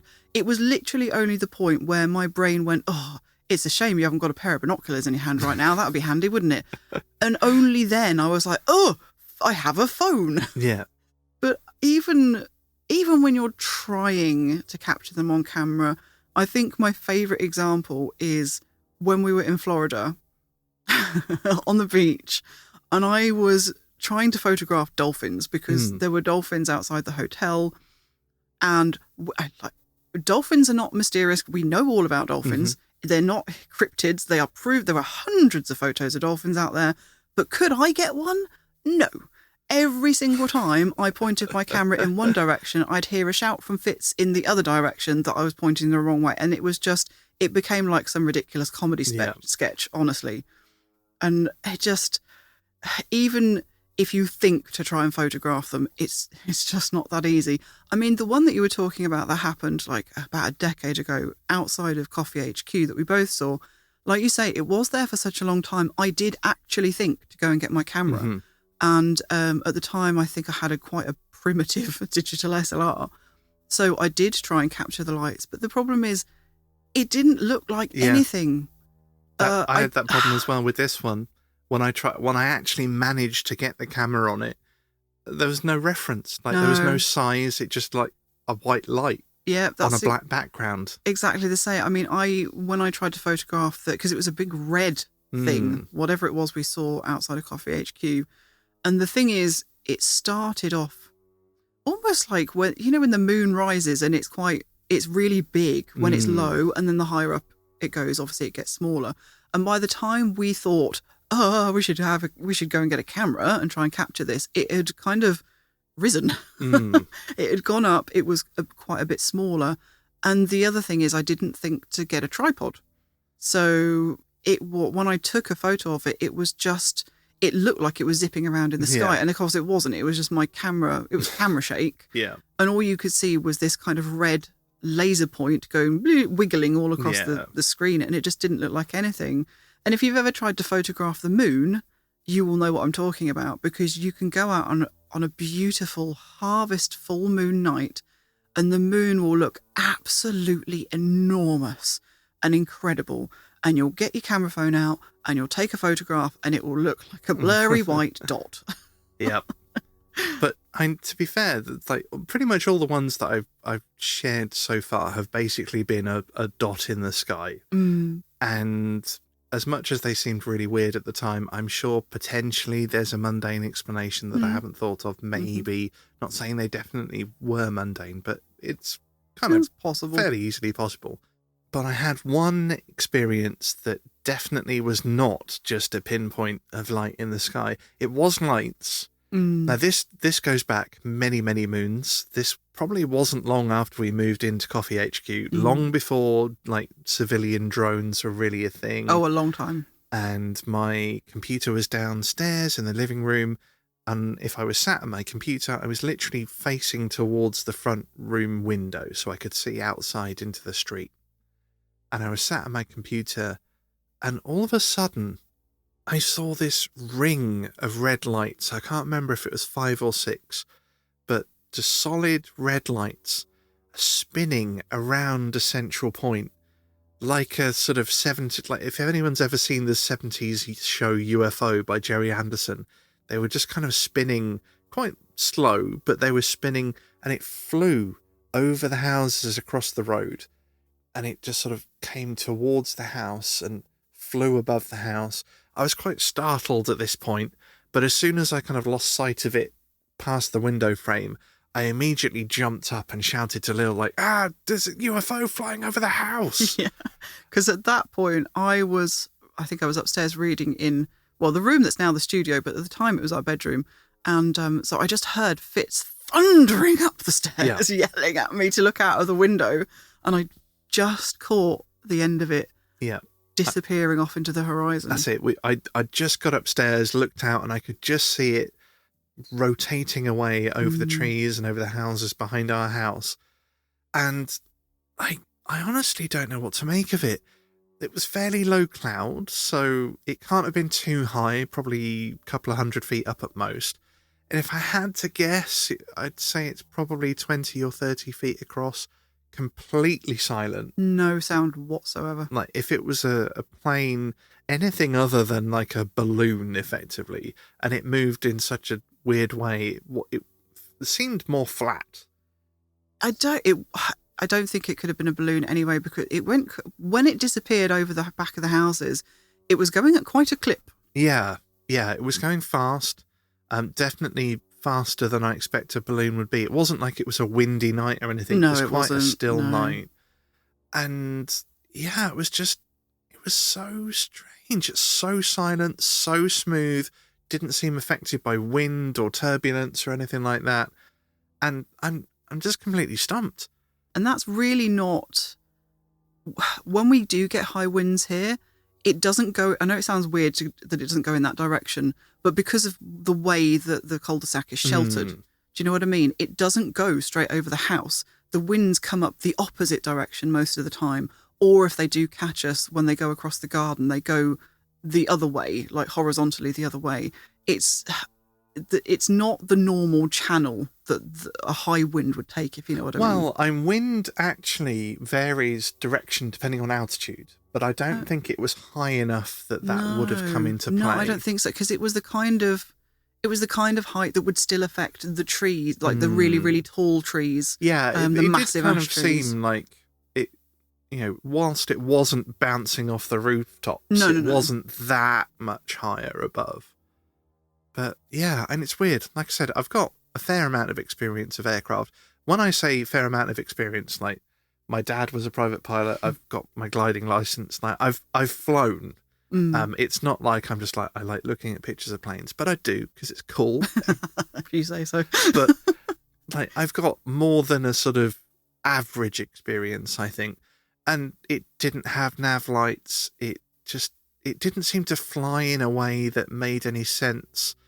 I would have heard it if it was a plane or a helicopter, but there were no other reports. Like I was like, this is so weird. That was Other the people weirdest have got thing. to see this. Because when it happened, I felt this way about the first one as well. Although, like you say, that was perhaps not as dramatic, but it was especially because it was longer lasting. I actually posted our rubbish photos on Facebook, and just to say, like, where everybody else is. I expected so many other people would have seen it and at least, noticed, if not tried to take photographs, because it happened for such a long time. I mean, the second one didn't. It was a lot quicker. But I couldn't believe that nobody else had seen it. No, and the direction it was going to fly directly over a busy dual carriageway. So I'm sure other people must have seen it. And looking in our town Facebook group, they put anything. Yeah, like anything that's slightly odd. Immediately, there's like 15 posts about it in our Facebook group, but not a single person posted Firework anything goes about off after 9 p.m. It's posted all. Yeah. You've irked the wrath of the Facebook group. I'm just like, were we the only people that saw it? Like, I don't what happened? Because I literally asked other people that lived in the area at the time, for the first one, and like nobody had seen it. And I was like, how? It was there for so long. Weird. Really weird. So yeah, that is my collection of mini UFO campfire stories. Well, that, lovely listeners, is where we will leave our haunted road trip for today. As we mentioned at the start of this episode, it's not the destination that is important on this one, but the journey itself.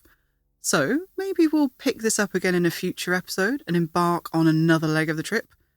Maybe we'll invite some special guests along for the ride. The road is open and continues to beckon to us. Thank you so much for joining us today, and we hope you had some awesome adventures of your own. We'd love to hear what happened. Take care out there, look after each other, and we hope you'll join us again next time for another Not Once for Yes.